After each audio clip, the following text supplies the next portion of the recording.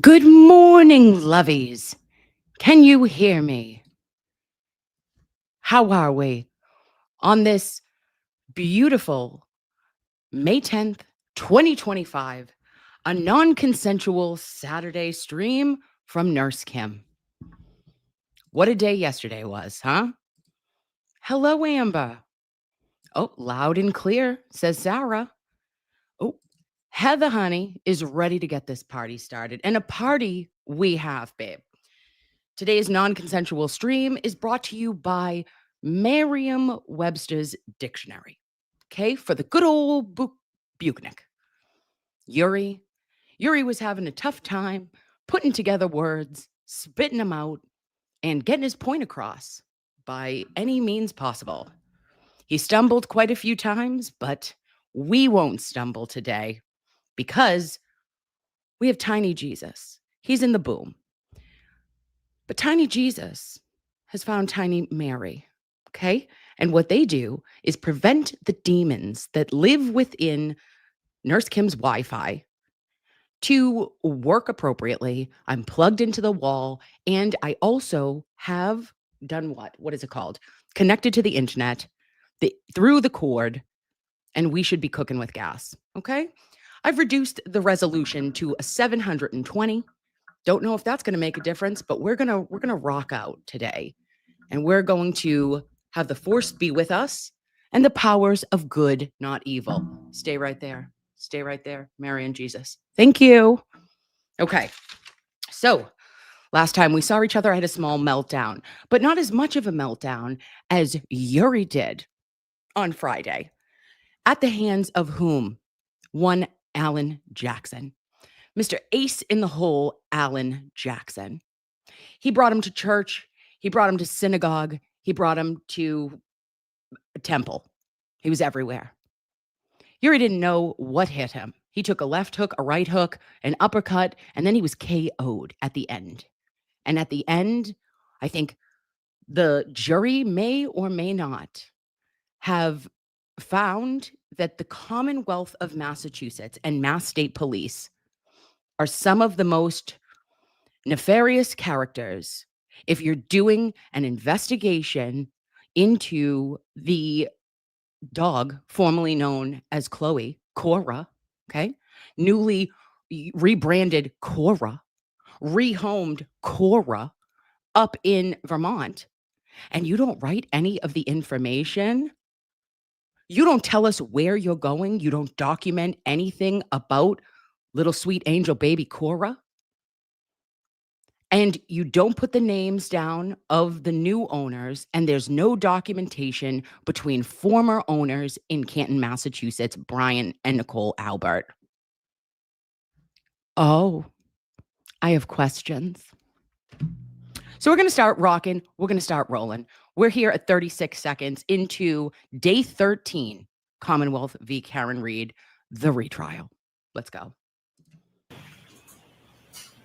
It's possible you can do that if there's a reason that you have to leave, or an emergency or weather conditions you can't write on the bag. You can fill it out later if you have the time and you know where you recovered it from, which is like, you know, in this instance, if it was a general vicinity where all the other fragments of evidence was collected from, it's known that it was within the general area of that section of the lawn near the flagpole between the street and the flagpole and the fire hydrant. Well, so it's the person that filled out that evidence envelope wasn't with you. Well, I passed that information along to them. I see. So now it's hearsay information that's being passed along to someone else to fill out the envelope. Objection. Sustained. It's secondhand. Let's use that word. Secondhand information to the person that's filling out the evidence envelope, correct? No, it's firsthand information. I passed it along to them. It went from you to a person filling out the envelope who wasn't there. Let's at least agree on that.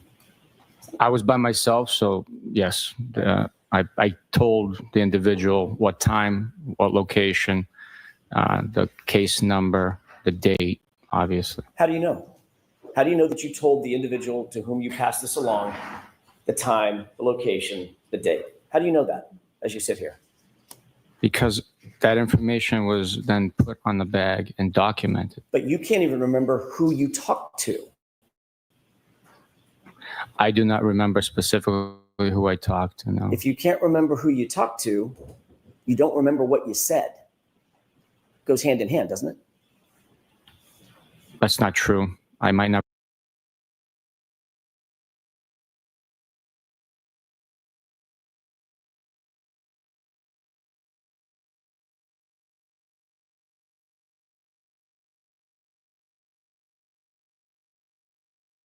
Just kidding. Just kidding. She was muted. Oh, we're starting off strong. Okay. I needed to include that, loveys, because Yuri had previously stated in cross-examination with Alan Jackson, he goes, "Hey, babe, I don't remember exactly who I gave the evidence to. I don't even know whose handwriting is on this evidence bag." Now, if I have any old school nurses, okay, if you're a nurse that was a nurse like myself before we went to EMRs, right? And before we had everything electronic, bitch, don't tell me we didn't know every nurse on the unit's handwriting. I didn't need to see your signature. I knew exactly. I go, "Oh, that's Kathy. Fucking Kathy. Oh, Brenda's at it again. 11 to 7, Brenda's there." So you know who your coworker's handwriting is, and he did everything he could to do backflips out of admitting that he handed over alleged evidence from 34 Fairview to Michael Proctor, and that everything was done by the book, except he couldn't even say whom he gave it to. Ooh, buckle up. It gets so much better. I remember now, but the day that it was bagged on February 10th, 2022, I remembered. And that's why the accurate, detailed information is on the bag. A bag you didn't fill out, correct? That's correct. And information provided to someone you can't remember. Today, I can't remember, no. Oh.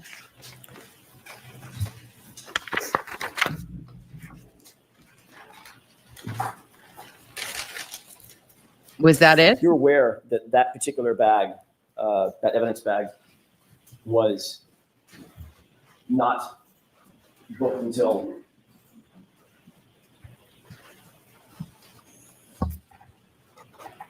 March 14th, 2022, correct? Stop it. I don't understand what you're saying.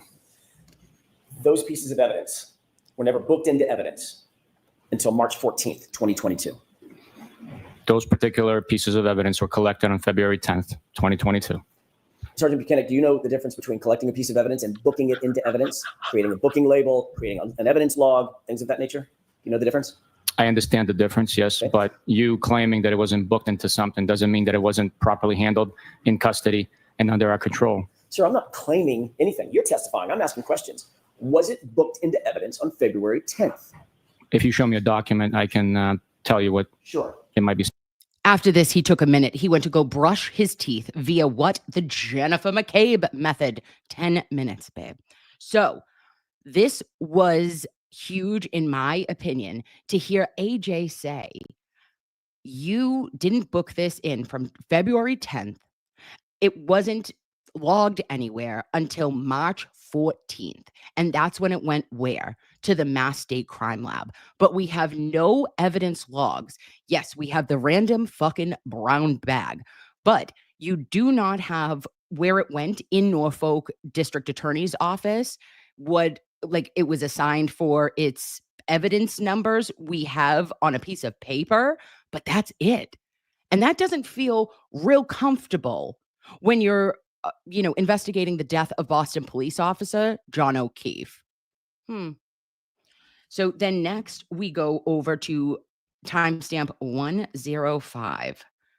Oh, this is a good one. Woo-hoo-hoo, I lost it. Trooper Proctor. Full view, Mr. Wolk. Thank you, sir. And then if we could highlight the lower portion that appears to be by the ruler. Do you see the same, I think you called it a lens number? Limbs, L-I-M. Okay. The LIM number is the same number, the 22-02184, correct? Yes. And the item number in this one is handwritten as what? 716. Okay. If we can go to the second page, please. Do you see it, first of all, on the bottom, the same item designator number? Yes, 716. And what is depicted in this photograph? A red piece of plastic. That would be a piece of plastic according to the item number that would be contained in that evidence envelope, one of the pieces at least. I would assume. Okay. Is that a similar 6-inch ruler that's being photographed with that red piece? So yes, it is. And how long at its longest point would you estimate that piece of plastic to be? It's more than 6 inches. I mean, probably 7, maybe. Okay. Maybe 7. I know this is a little bit of a challenge, but how from top to bottom, what would you estimate the distance to be at its longest point? 3.5 inches, I guess. Okay. And then the next page, please. The final page would be sub C. Do you see the same designator on the bottom right? Yes, I do. That's 716. Is that right? Yes, sir. Appears to be out of the same evidence envelope. Is that right? That's what's suggested, yes. And how long would you estimate this item to be? 7.5, 8 inches. And maybe what, 3 inches tall? 4? Yeah, 3. Okay, we can have the lights up here with the court's permission. Yeah, that's what she said. Look at these pieces. An instrumental part of Commonwealth V Karen Read, the retrial for AJ's Cross. It was methodical. It seemed boring at times, Loveys, that you were like, oh, ew, what are we doing? Okay. Like, where are we going here? He has a method to the madness. He's not trying to get Yuri to say anything on small parts. This is big fucking doings. And the jury, let's pray. Let us pray. Tiny Mary, tiny Jesus, okay? That they are seeing former trooper Michael Proctor has provided these two, the final pieces, the final hurrah, if you will, of evidence of these pieces of taillight on February 18th, 2022. Now, we know that Yuri had been out on February 3rd, on February 4th. He went back out on February 10th. The grass you could see in photos by the 3rd, you could already see the grass at 34 Fairview. And just a reminder, therefore, ergo, there was no murder lawn. But I digress. Here goes that we find, or not we, Michael Proctor finds these pieces, these greater than 6 inches. And as usual, a man can't tell you the size of anything, even with a ruler, but he just assumes that we'll believe it. Oh, it's 3 inches in girth. Yeah, okay. So anywho, he is giving us all of this, and we're supposed to believe, the jury is supposed to believe that his eyes missed the largest fragments ever found for over 3 weeks after the incident occurred on January 29th, 2022. You're absolutely fucking delusional if you think that a jury is going to buy that, is going to pick up what you're putting down, go breathe into a plastic, not a plastic, into a paper bag, unhyperventilate, get your shit together, and come back with a different story, because this is an absolute telenovela. Okay? Put this in your sci-fi novel, sir. Incredible. And I wrote as a note there, he found big bitches. Again, the last time you were out at the location with very little snow on the ground, you collected certain items of evidence on February 10th, correct? February 10th was the last time I collected. I said there was still snow on the ground, maybe in piles where it was excavated. There was very little, but there was still snow on the ground. You indicated that you obviously looked around the area. You talked about the general area. I think you used the word general vicinity, right? When Yes. you collected your items. Yes. You didn't see this. Thank you, love me. And you didn't see the one before it either, did you? If I saw any of these items, they would have been collected. We did not excavate anything. We simply allowed the thawing and natural recession of the snow to reveal additional items. Yeah, it revealed itself. When you were there on the 3rd, February 3rd, there was still some snow on the ground, but you did excavate, correct? Yes, there was a lot of snow on the ground. Yes, By February 4th, that snow was dissipating some, correct? it was, yes. You were excavating through that as well, correct? On the 4th? Oh, No, we did not excavate on the 4th. how dare you? The item revealed itself, and I collected it. That was it. Okay, fair enough. Then on the 10th, you didn't need to do any more excavating because there was, quote unquote, in your words, very little snow.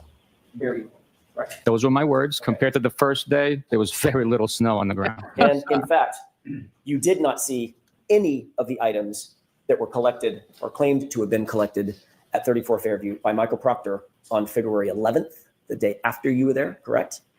Did not see that item? Did not see that item, no. And did not see any of the items that you've seen that were claimed to have been collected by Michael Proctor on February 18th, a week later, correct?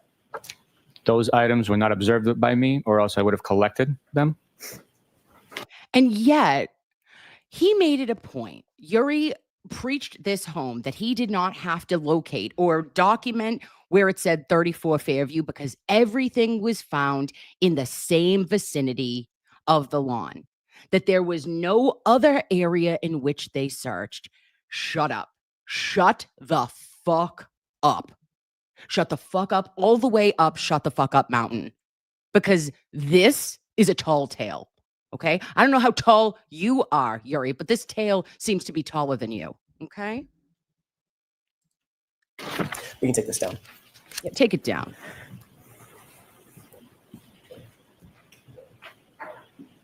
All right. So then they think about their lives. Everybody, let's say hello to the OnlyFan. Hey, OnlyFan.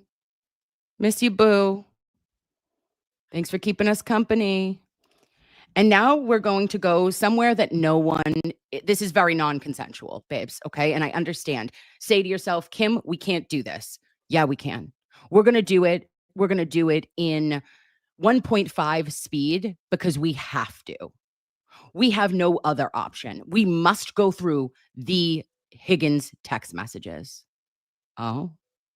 Now, very interesting that they come in via whom? Yuri Bukhenik. So that leads me to believe that the Commonwealth is saying no to Yuri. I mean, no to Higgins. You're not calling big neck daddy Higgins rude. That seemed like a must in my book. But I guess, do you, boo, because the defense will surely contact him in the case in chief that they present. So we are just to sit here. We're going to clutch our pearls. We're going to clench our butts, and we're going to read through these in entirety. P.S. I'm still a little bit pissed off that Judge Beverly Cannoni and Hank Brennan and the defense team did not put in a good word for who? Auntie Deb, myself, the Glairer, and Melanie Little to be the readers because Yuri did not do a good job. I could have done a much better job and I would have kept it real. Okay. I would have kept it real big neck daddy Higgins. So, whatevs. I'll just cry in my bathroom. You didn't care for my work. Okay. We're going to go to 255. Oh, are we? Oh, yeah. Why? Because I just assumed you were happy with your situation. Oh, wait, just kidding. I lied. Where are we starting here? Oh, way back. Just kidding. Private and observant. Okay. Private and observant. Well, should we start with the weed whacker? Yeah, we will. Circle of trust. Yeah, I said loner, not loser. I assume you know a lot of people. You never really can figure anyone out completely. Your dad died when you were young. He died in March of 2020. Oh. I am so not a loser. You won't figure me out, LOL. No one is a loser. I just didn't mean loner to imply friendless. I'm sorry, that's recent. It wasn't COVID, was it? Cancer. I know you date girls who don't lock the house behind them, and you were private and observant. I'm sorry, what kind? Lung, brain, kidney, and pelvis. How do you know all these things? LOL. You're funny. Yikes, wow, that's rough. Jesus, I'm sorry. We chat a lot at the hillside. Don't be sorry, life is hard sometimes. I always figure it out. Who chats? Life is hard, but losing people is the hardest. So I'm sorry. We chat. So this was interesting to me, babes, because we got to see all the contacts. Last trial, Adam Lally said, I'm only bringing in specific pages, and that was cringeworthy enough. For us to have to sit through this again does feel like a crime.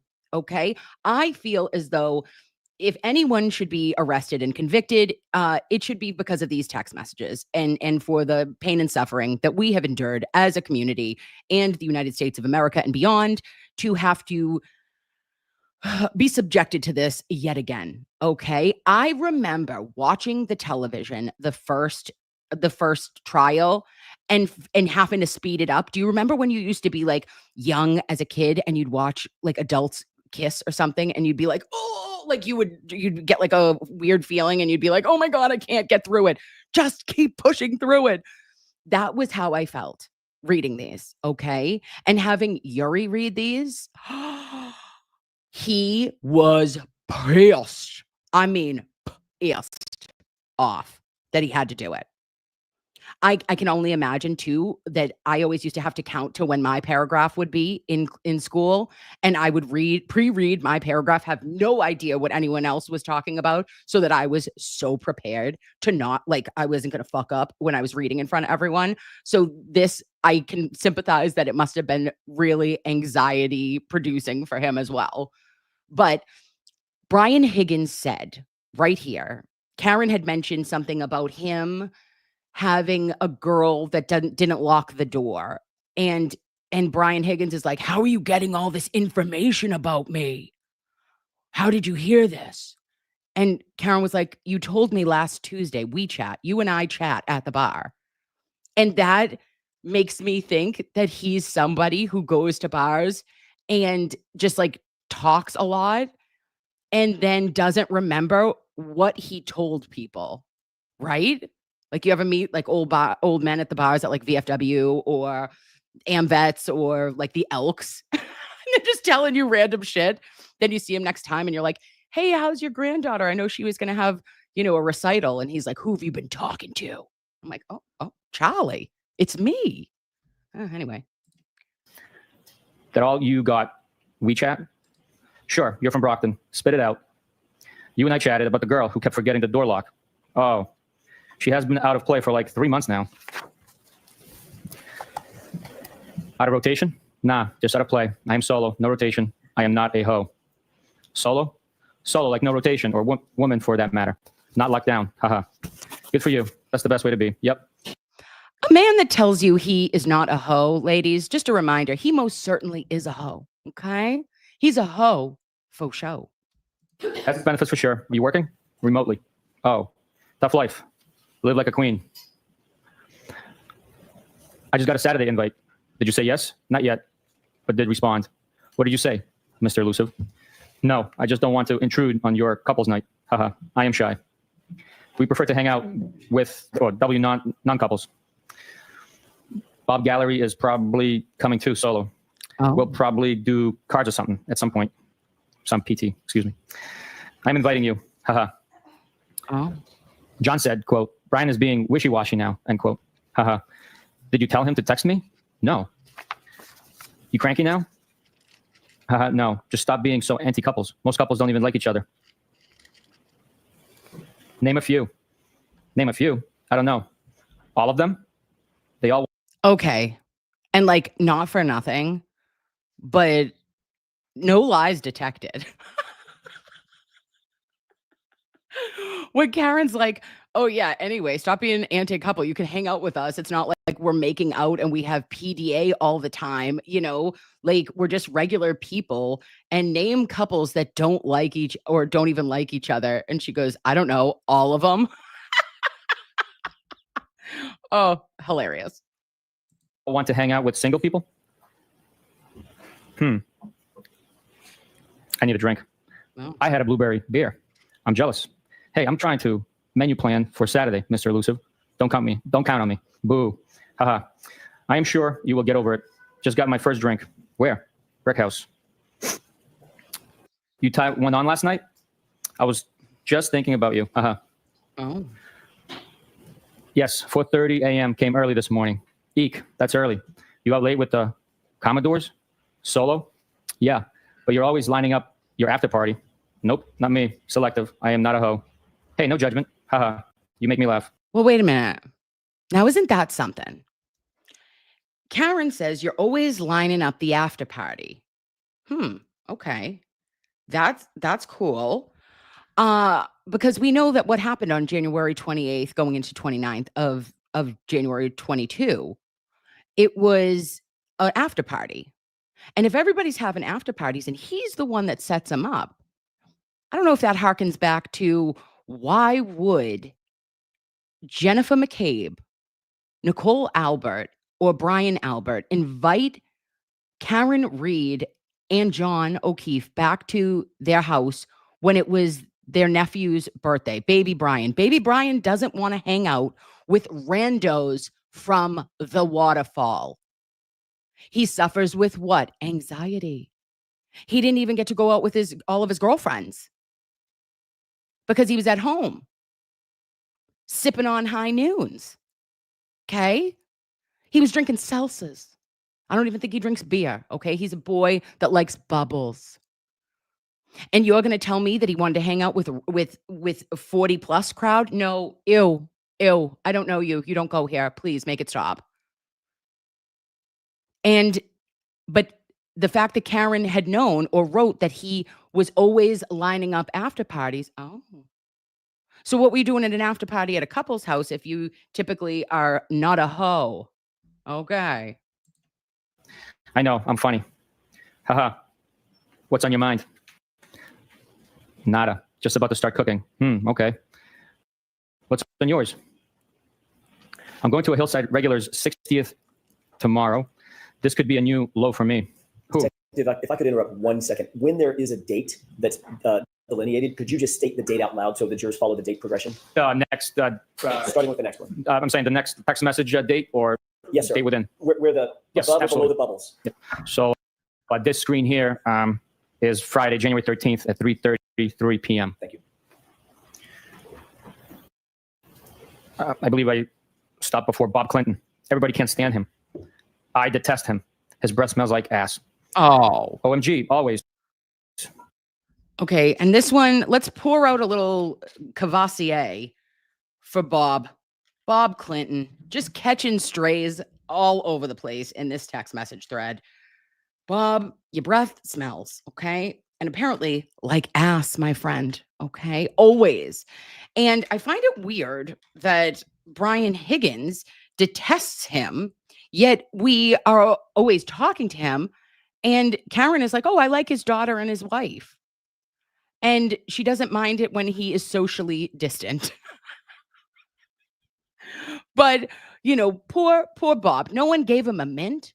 No one could, maybe he just needed to talk to who? Jennifer McCabe and get that, find out finally how to do that Jennifer McCabe 10-minute brush method. And then you could just have the FBI come for a visit at your house. Don't make it weird. His daughter and I have mutual friends. I actually don't mind him when he's socially distant. I think he's friendly. Why detest? Yeesh. Talks like an ass clown. Maybe I'm being too hard. He just says crazy shit. Doesn't know his audience. Geez. Is he different from anyone else in there? Haha. His wife and daughter are cooler than he is. I like his wife. Never met the daughter. Also, sly shade on Karen, right? Saying, is that different? He doesn't know his audience and he's an ass clown, just like every other mother humper that walks through the doors. Snap, as typical a man just telling you all the things that you're like, great, awesome, cool. Can I please drink my $4 drink? Thank you. A nurse? Yes. Her fiance is a firefighter. By coincidence with people I grew up with. Crazy. Sunday, January 16th, 12:59 a.m. You're nuts. Foul ball. You stink. You suck. And you're double trouble. You're hot. Double trouble. Are you serious or messing with me? No, I'm serious.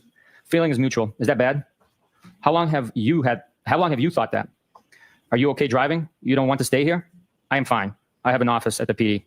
You didn't answer the question. Rather you stay here? I wish. I think you're messing with me. Why do you think that? Because this is so out of left field. Where did these feelings come from? I just think you're like me. Meaning, do you have your own kids? I have no kids. How am I like you? Hello? Aren't we alike? I think so. So why did you get my number and reach out to me? Shoot straight with me. I told you. I just think we're alike, right? Yes, agree. Now what? I don't know. Shouldn't you know? Do you like me? Yes, from jump. When was jump? First time I saw you. When was that? Hillside for sure. Oh, When were you interested? I don't know. You're just my type. You think you can handle me? that's my I thought you were type. happy. That's my type. How do you know if I'm happy? I just assumed. Are you to handle? What do you like about me? I just feel like you're from my neighborhood. Yeah, ditto. Ditto. And I think you're hot. I think you're hot. You're a hot, Karen. You really think that? I have always thought that about you. What? That you're hot, smart, witty. But I didn't think you were interested. Witty. Yeah, meaning quick with a response. Tell me why you got my number and reached out to me. Just thought we were the same, from the same neighborhood. Are you afraid to say what's in your mind? On? No. Didn't I? I am glad I stopped by. I should have come earlier. Do you really live in Mansfield? Yeah, I was basically begging you. You don't have to beg me. Beg. Huh? I will give you whatever you want. How are you texting right now? Ugh. Leaving me hanging. No. Kids? Kinda. How am I texting? Is everyone asleep? She should have said with my fingers. Okay. With texting with my thumbs. What are you doing? What the fuck are you asking me? This painted a picture of Karen literally on the heels of Aruba, right? Having like a rough trip. We've all been there. That you're either with a boyfriend when you're younger or at any time in your life that you're like, ew, what is happening? Karen is where? In the room with the kids ringing in the new year. And she comes out of the room and she goes down, sees John allegedly at the elevator with that full-faced little vixen, Marietta Sullivan. And she is like, I don't appreciate this. I feel very overwhelmed. I didn't sign up for me being taken advantage of or me having to watch, the kids. And I don't mind doing it. Of course, I love them. I want to do this. But with you, I don't want to be what? Your babysitter with benefits. Oh, little trial 1.0 reference. And she's like, oh, Big Neck Daddy Higgins, he's nice, kind of. And she gets his number and they're texting. And all she's looking for is someone to say you're smart and pretty. So Karen, note to self, we got to pick them a little better, babe. Okay. When who's going to tell us we're smart and pretty? Cause you ended up with a stage 5 clinger. And then she was like, oopsie doops, this made me uncomfy. I actually don't want to talk to you and I don't want to have to go over the same things and you ask me the same 3 questions every day and then tell me you're hot, Karen. I'm just wide awake on my phone. Yes, they are. I should have stayed, LOL. So now what? Yes, you should have. That would have been distracting. So no what? Now what? Ball's in your court. What do you want? Loaded question. What do you want? I asked you. Nope. You initiated this. Spit it out. Hey, we're single and we don't have kids. We can do whatever we want. Don't you have a boyfriend? Where are you? Canton. Where? My office at the PD. Why are you going to Mansfield? Where is that? Canton PD. I have a house there from before I reconnected with John. Oh, I feel like you're not really saying what's on your mind. Do you like me? Yes, clearly. Come over to my house. When? When works for you? Whoever, whenever. When works for you? I asked you first. I think you're messing with me. I'm glad you came over tonight. Me too. Ball's in your court. What do you want, Karen? You look great tonight. I don't know. What do you want? You always do. Yeesh, really? Why? I look great? You're full of it. I think you're hot. I always have thought that. Just have not revealed my thoughts. I'm hot for the hillside. Lovey, I know a billion Mikes. Mike who? Low comps. Knock it off. You're hot, period. Are you glad you walked me out? Yes. Are you? Or maybe don't say his name. Don't say his name on the internet. Sorry. I'm just kidding. I do know him. Good old Mikey. Def. Yes. Are you going home tonight or tomorrow AM? We kiss, right? Is this a trick question? I don't know when I'm going home. I am selling my house. What a trick question. Are you moving to Canton? I am following your lead with this. I live here, but I have a property in Enfield. Why my lead? I don't want any responsibility. You started this, right? Why did you get my number and each out of me and each out to me? Still have not told me. Sorry, should I not have? I am fine with it. Just don't know why you can't answer. You're mad at me? OMG. No, not at all. You're being silly. I told you. I just think you're like me, and I am attracted to you a lot. Feelings mutual. I just never saw this coming. Why? Because I just assumed you were happy with your situation. I was, but things have deteriorated. And the fact is that, yeah, it did deteriorate. It deteriorated. Why? Because I firmly believe that when they reconnected, when Karen and John reconnected, it was like going to be the beginning of the pandemic. It was February of 2020. Then everyone's locked down. They are together, instant family. I've said this for how long, right? And yeah, everything is going wonderful. But every single one of my friends, all of my girlfriends that got a man, I got a man during the pandemic, they got married and got divorced by now, okay, within 5 years, or they lived together and completely have cut it off. No one, we barely, listen, me and Mr. Nurse Kim barely made the pandemic, okay?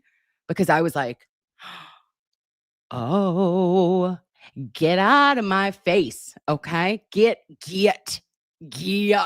out of my face. Ew. I'm isolated. I'm encamped right now. I can't go anywhere. I can't do anything. The world starts to open up. What do? We had gone on a couple of trips as a family together. Then we go to Aruba, and then things start to deteriorate because you've got to figure out, are you being a scatuli? Are you trying to hide the salam in ladies in Canton? Okay, because that's not cool. That hurts my feelings. And we see in the communications between John and Karen that there's a little bit of a disconnect, right? Their communication styles, their love languages are different. You can read it and be very apparent of like, oh, okay, he's not going to budge here because he's stubborn. And then she's going to be like, but I need you to say you're sorry. And he's like, no, I'm not doing it. Not today. But nowhere in any of this indicates to me someone who is looking to start a relationship with Higgins. No. Someone who is not just, tiptoeing her feet into the fuck you pond. Okay. That was a fuck you pond conversation. And that either Officer John O'Keefe and Karen would have worked it out or they would have broken up. Reminder, Karen had her own home. She was not married. She did not receive any insurance payouts. She didn't receive any bank account information. She didn't have any connection to any asset or anything that would have been a motive other than she was so jealous that he went to 30. The thought of him going into 34 Fairview sent her over the edge. That's what the Commonwealth wants you to believe. Get a life. You should be ashamed of yourself for bringing this case and a second time. Why? How so? What did Melissa say when you asked for my number? It is very, very complicated. He and I dated when we were kids. And then his sister died and everything got fucked up. He seemed very into you. I just told Melissa that I had your number, but lost it. That's cute. She wasn't suspicious? No, she's great. Does she know you like me? She's a sweetie. We just agreed that you're great.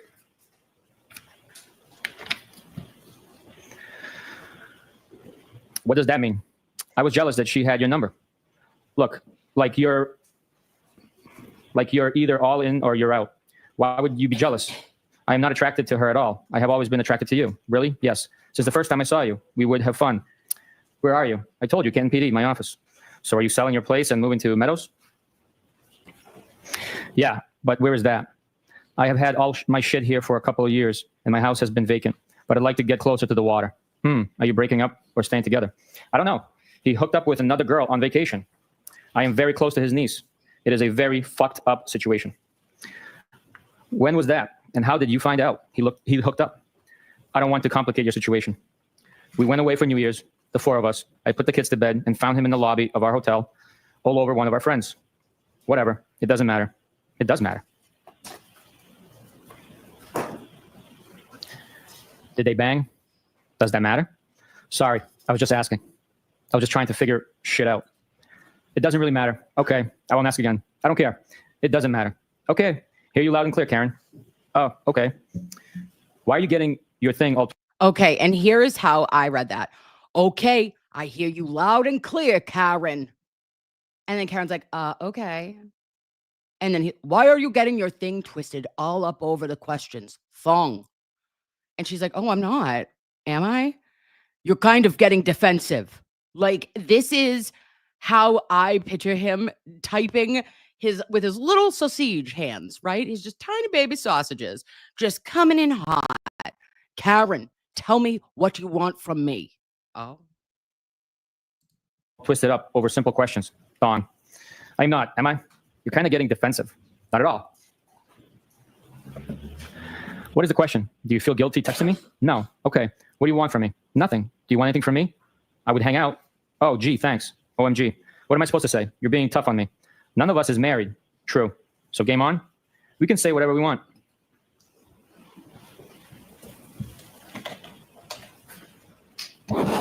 Karen's like, what game? Game like the Patriots? Are we in the playoffs? What are you talking about? Game on? You sent mixed messages. I wish I stayed. Okay, game on then. Kinda. Can you hang? Sure. I hope you toss and turn tonight. I always do. Why? Why'd you say that? I just do. Why? Because you're fresh. No, I'm not. Okay. Do you always get what you want? Be sweet to me, please. I could be so sweet. I've been very sick. I could be so sweet to you, Karen. All right? Like, you know. And then how about this? Now Karen goes, like, I've been very sick. I've had colon cancer and 10 surgeries in 18 months. I'm a wreck. Can you imagine, babes? Can you imagine a colostomy bag, being a young woman and having to deal with everything that you're personally going through and spreading yourself thin for others? It's very relatable to me. I had colon cancer and 10 surgeries in 18 months. I'm a wreck. I had no idea. Are you okay now? I never get what I want, just what I need. I am okay. What do you need? What need to be content? I want to be happy. What can I do to make you happy? Haha, don't worry. I've always been very happy. You talk in riddles. Just tell me why you contacted me, huh? What's the big deal? I told you. Just think you're like me. What does that mean? Like you want to hang with me? You asked why I contacted you. Yes. Excuse me. Oh. Yeah, I did ask. We are attracted to each other, right? Reasonable question. Yes, 100%. Okay. We did kiss earlier. No? I think you initiated that. No? Yep. Do I owe you an apology? OMG. No. Why are you being sensitive? I am not. Kinda. No. Excuse me. Never. What do you want from me? What's on the table? What do you want ideally? The real deal. Sunday. Oh, I'm sorry. I'm sorry. Did I just dry heave? Babes, I cannot. What's on the table? Karen, what do you want ideally? The real deal. Okay. And you know what? He's not calling Colleen O'Neill. We know that. All right. Because she's the real deal. But how awkward. Right? This is the 14th. You've talked for 2 days and you're like, Karen, I want the real deal. Sir, I've watched you drink Jameson and gingers for the last year. We've said we've had a couple of conversations, and now 2 days into talking to me, you want the real deal? Oh, red flag, Karen, run. January 16th, 7:37 a.m. Doesn't exist. Haha.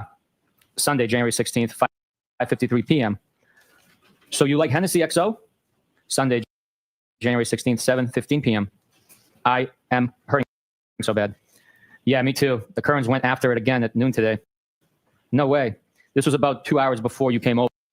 You know what's like so interesting though too is that this comes across to me. Now, babes, tell me if I'm say like Kim, I don't know about it, but like everything revolves around alcohol. And I know that like that's culturally kind of very normal, I would say, in specific groups of people, or like if they're your bar friends, then clearly you would talk to them about bar stuff. But he is telling her every single time, "Oh, I just had a drink. Oh, I had another drink. I'm going to get my first drink." And Karen's like, "Oh, when?" But this doesn't appear to me as though Karen is like saying to him, "Oh, I am going out every day," or the days in which they're talking, that I need a drink so bad. Or like I know that she does mention that she's going out with her girlfriends later, but like everything he says and their conversations revolve around alcohol. And I'm like, oh, red flag number 3. Over.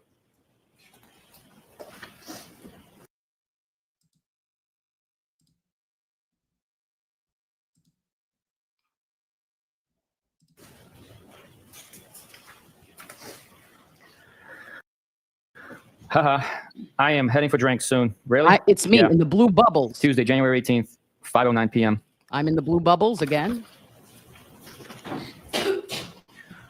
What's on tap? Haha, what does that mean? Usually means, what are you up to? Cute. I just wrapped work. Unpacking some groceries. You? What's on tap? Also unpacking crap for my car. Anything good? Nothing on tap. Shame. You were ghost yesterday. I can't be the cruise director every... Okay, and the funniest thing is my mother says she's the cruise director.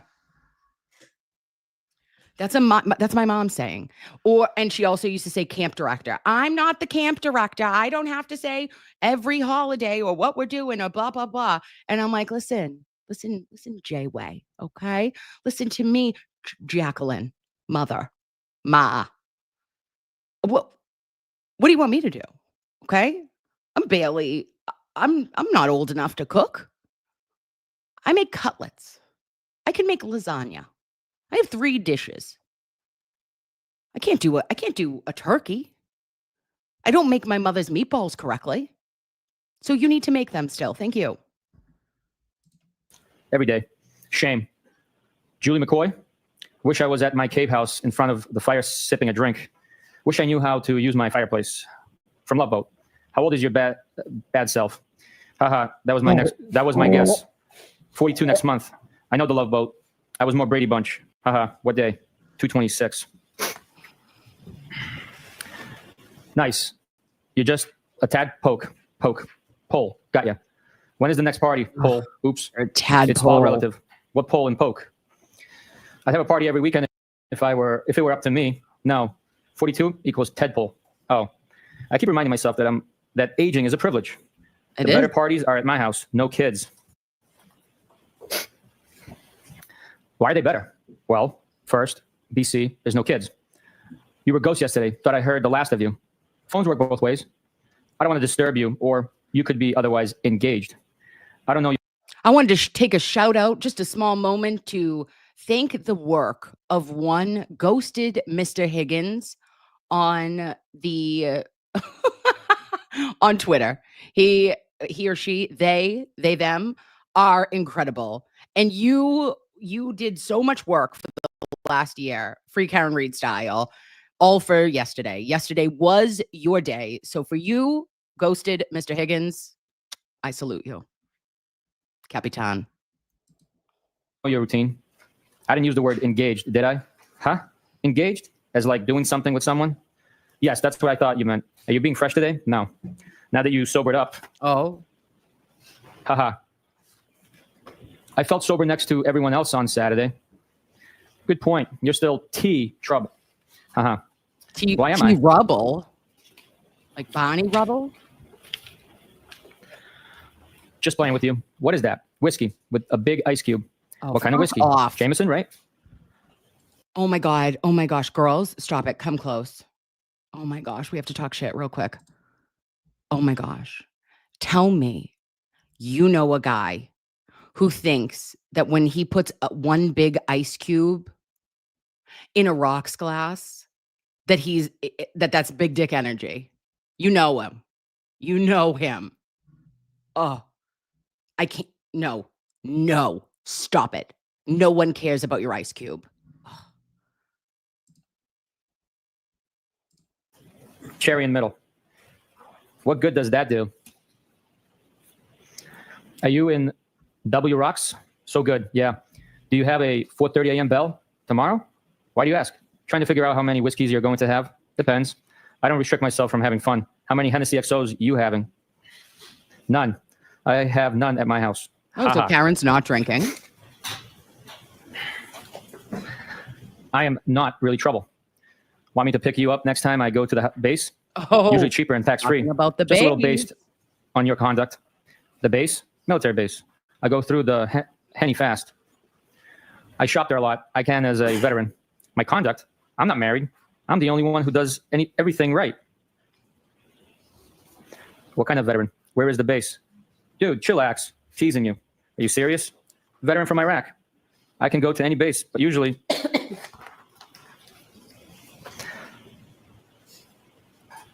Hanscom in Bedford or down the Cape. Which base down the Cape?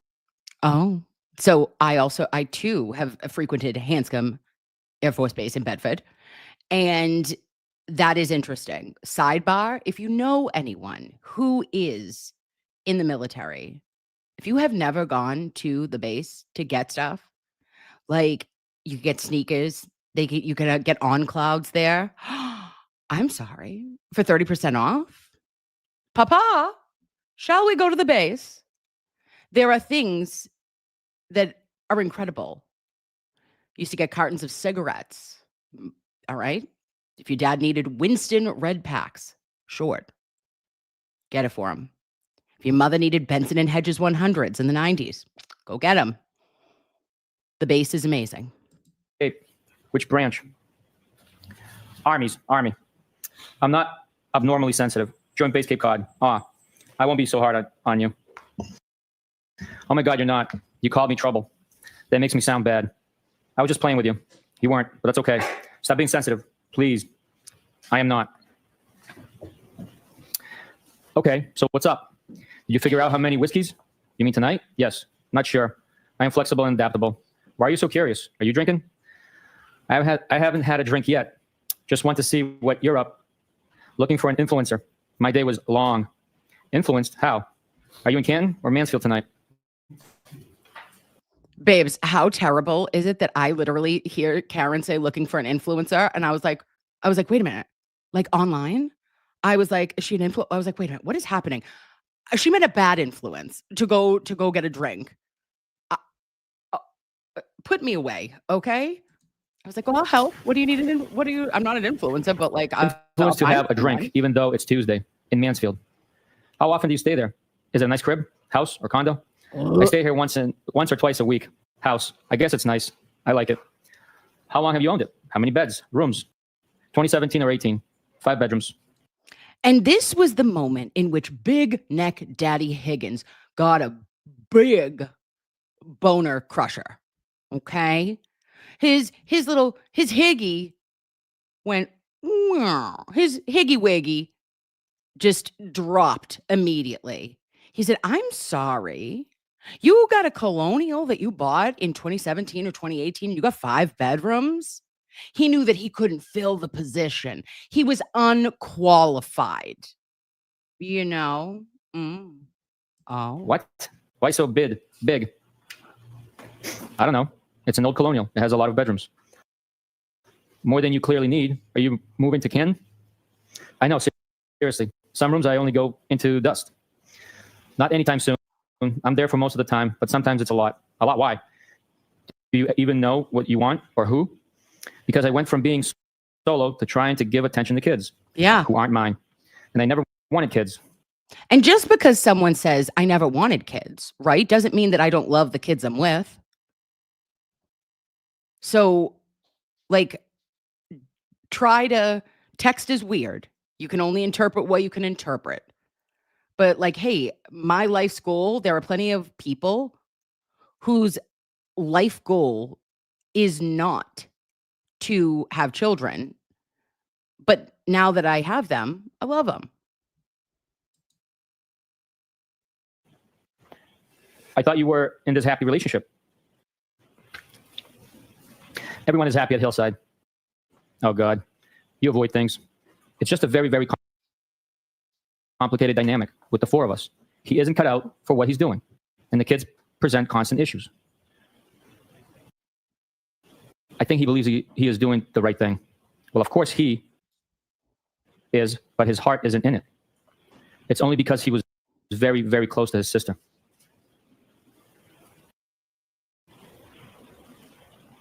I know how you feel, kind of.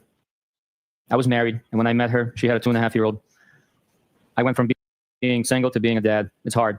I am divorced since 2017 and have no kids. I try very hard, but they are very spoiled, and they're not my family. My parents keep telling me I'd feel different if they were mine or my own sisters. Then I told you he got drunk and sloppy on New Year's Eve while we were away, and that has really affected me. What did he exactly do? I never got married, and now somehow I'm arguing with someone about raising kids. Why won't you tell me? He was a puddle all day and then disappeared. Then I found him all over friend's sister in the lobby of our hotel. And she's gross, which I think may actually be worse. Not sure. Oh, God. Did they bang?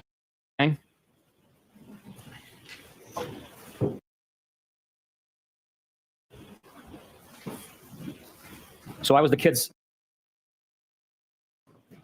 celebrating New Year's without him, which shouldn't be my role. No, I doubt it. He was a mess. Was it the first time with her, or do you think there were others? I don't really think there were others. I'm with him all the time. He never seems to want to go anywhere without me. But honestly, the issues with the kids bother me more than him actually cheating. Oh. They're constant. And it feels like lose, lose.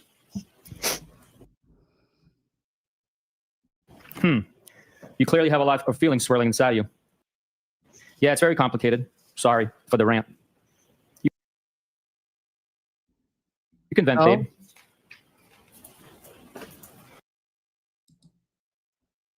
What are we doing? Yuri was thirsty as a son of a bitch right now.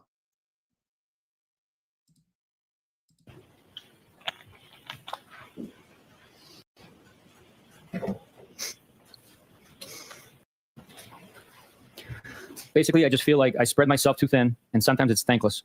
You probably felt that way too. I did at times. It was one, not two, thankfully. Want to grab a drink? If you gave me some notice, I could have. You said you were adaptable. I am, but I have my work truck with me and not my personal. Do you get angry when you don't get your way? Oh. That sounds like an excuse.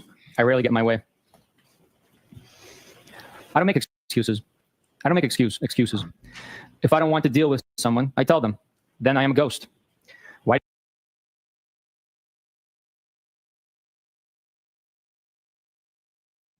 Sorry, loveys. That I thought was very important too. That Karen said, I rarely get my way. Now, this isn't someone who is saying, I always get what I want. Okay. And what I want is if I can't have John, no one will. Because I'm a psychotic lunatic. And I mean, listen, there are plenty of crazy broads in the world. There's a crazy hot matrix that men can decipher how much crazy they are willing to accept due to the hot scale, right? And then they meet at like X, and you can figure out where you fall on that crazy hot matrix. But Karen, in my opinion, comes across as somebody who is deeply caring for others. I feel like Officer John O'Keefe loves and cares for others as well, loves his niece and nephew, was very close, clearly, to his sister, Kristen, God rest her soul. And he wanted to do the right thing. But was he equipped to do it? And I believe that he leaned on many of the women around him to help with taking on that role of parenting, including but not limited to Karen Read, Jennifer McCabe, Kerry Roberts, whoever else he has probably dated, maybe Mrs. O'Keefe. Like, he needed a village to do it. And potentially after almost a decade, you can imagine that you would have burnout and be like, I am burning at all ends here and trying my damnedest, but feeling like you're not doing anything right or everything right either. And I feel like that was the recipe for them to just butt heads, because John wanted things done a certain way, and Karen wants to do it the way he wants her to do it, but she can't be perfect at it. So it feels very normal and natural, in my opinion. Why do you even want to hang with me? Don't we already hang out? I don't make excuses. Work truck, personal truck. What does that doesn't sound like a massive problem. I end up drinking with you at least once a week, I'd say. Oh. I can't use my work truck for transportation to go drink. You think so? What makes you so sure? Probably would be fun. I think I see you about once a week at a bar. No? Not lately, but yes. Okay. So you asked why I want to hang out. I'm just saying that I already hang out with you. Yeah, but we have never one-on-one. Does going to a friend's house qualify as transportation to drink? Yeah, because I can't just have one. Can't drive that banged up. Have none then. There's 5 bedrooms here. I can't drive that banged up. Oh. But you can drive kind of banged up because you did it. Does mine have a lock on the door? Haha, LOL. I don't even know. I think so. You probably have a spare key. Hilarious lurking fed. I don't know if I ever shut and locked a door here. Funny. Trust me, I am tempted. Grab the Hennessy. Thanks, doll. Funny. I am confused. You don't feel guilty in inviting me over? Should I? I don't know. Who knows what you feel? Only know what you said when you were drinking Hennessy. Haha. Geez, I just explained everything, I thought. Wow. You get angry easy. What? What are you talking about? I'm not angry. Okay, and unless, now this is weird, right? Like, this is gaslighty. You get angry easy. What seemed angry in the previous text message or in the previous text messages? 0. So to me, Big Neck Daddy Higgins is trying to say to her, like, make her feel like she's being dramatic or, getting riled up. But she's like, wait, what are you talking about? I'm not angry at all. Oh, okay. That's weird. At the least. Okay, good. And I haven't had a single drink today. Okay. I don't really think I should feel guilty. Why is that? Why should I not? Dude, I am just asking. Don't get your thong all twisted up. Yeah, I just don't know what the question was. You have no impact on my thong?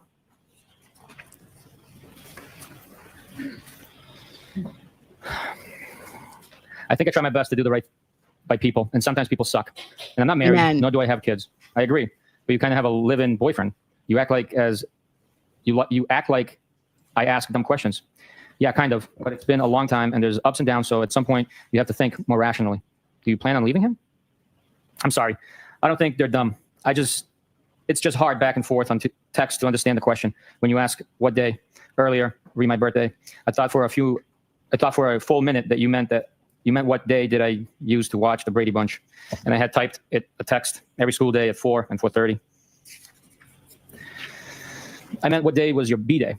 I don't have any plans at the moment in either direction. Sometimes I go back and forth. Yeah, I figured that out. What's your interest in me? I assume people have been interested in you before. True. First, I think you're fun to talk to. I like sizing other people up. And you seem to be private, which I also like, and probably pretty independent too. So I am a ton of fun. I am super private and do not talk out of school. I am safe. That's what they called him in 3rd grade. Tons of fun. Just kid. Stop. I'm sorry, baby Jesus. I'm sorry, Tiny Mary. I apologize. Does that make sense? I am all of that and more. Safe? Like, I am private. Don't talk out of school with what I do or who I hang with. Do I aggravate you? Haha, no. According to John, you may occasionally talk out of school. He said that about me? But that's none of my business. With respect to what exactly? None of my biz. So then why invite me to your house party? Now I'm aggravated. Tonight's party? Ooh, now who's getting their thong in a bunch? Oh. Oh, Big Neck Daddy Higgins, God forbid. John says something about you, like that you're getting all the poo-tang, to refer to one Sean McDonough. But like, yeah, there is something that he gets frustrated at, and you can clearly see it in these texts. Excuse me, tonight's house party or last week? OMG, why?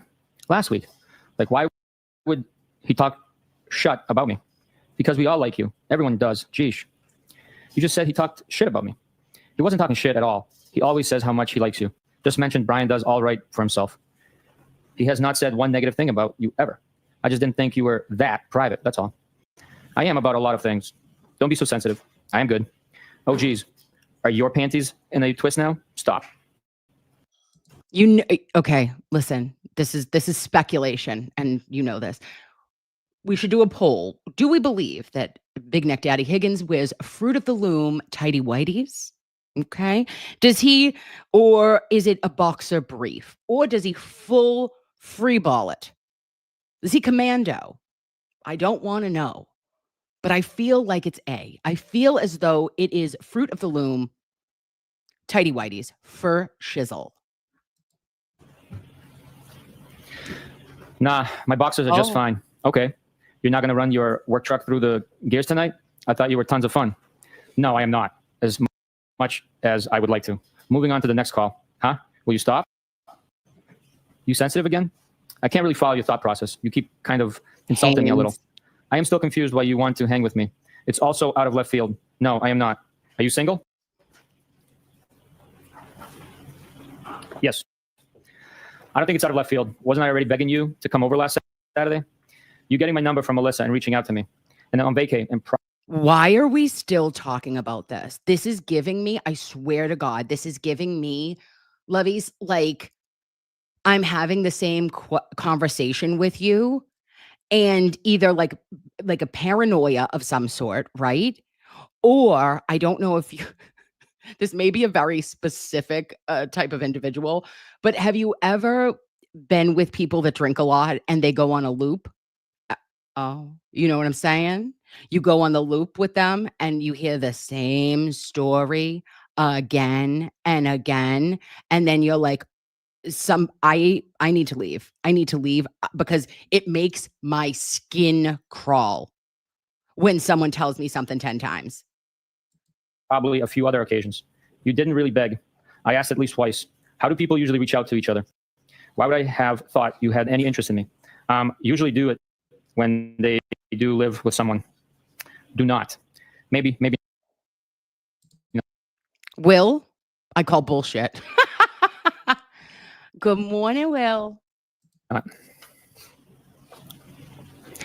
So you have sent me signs before? Did I miss them? John and I have had a lot of ups and downs, and we already did this nearly 20 years ago. And there's kids involved that get attached and things get muddy. I don't know what. Oh. What are we doing? The answer is, but I feel very strongly that I've put my best effort in with all three of them and the extended family too. At some point, it gets frustrating and my actual feelings take precedence. Oh, no. I get it. I am not denying that or that it gets tough. Do you remember anything you said to me the other night?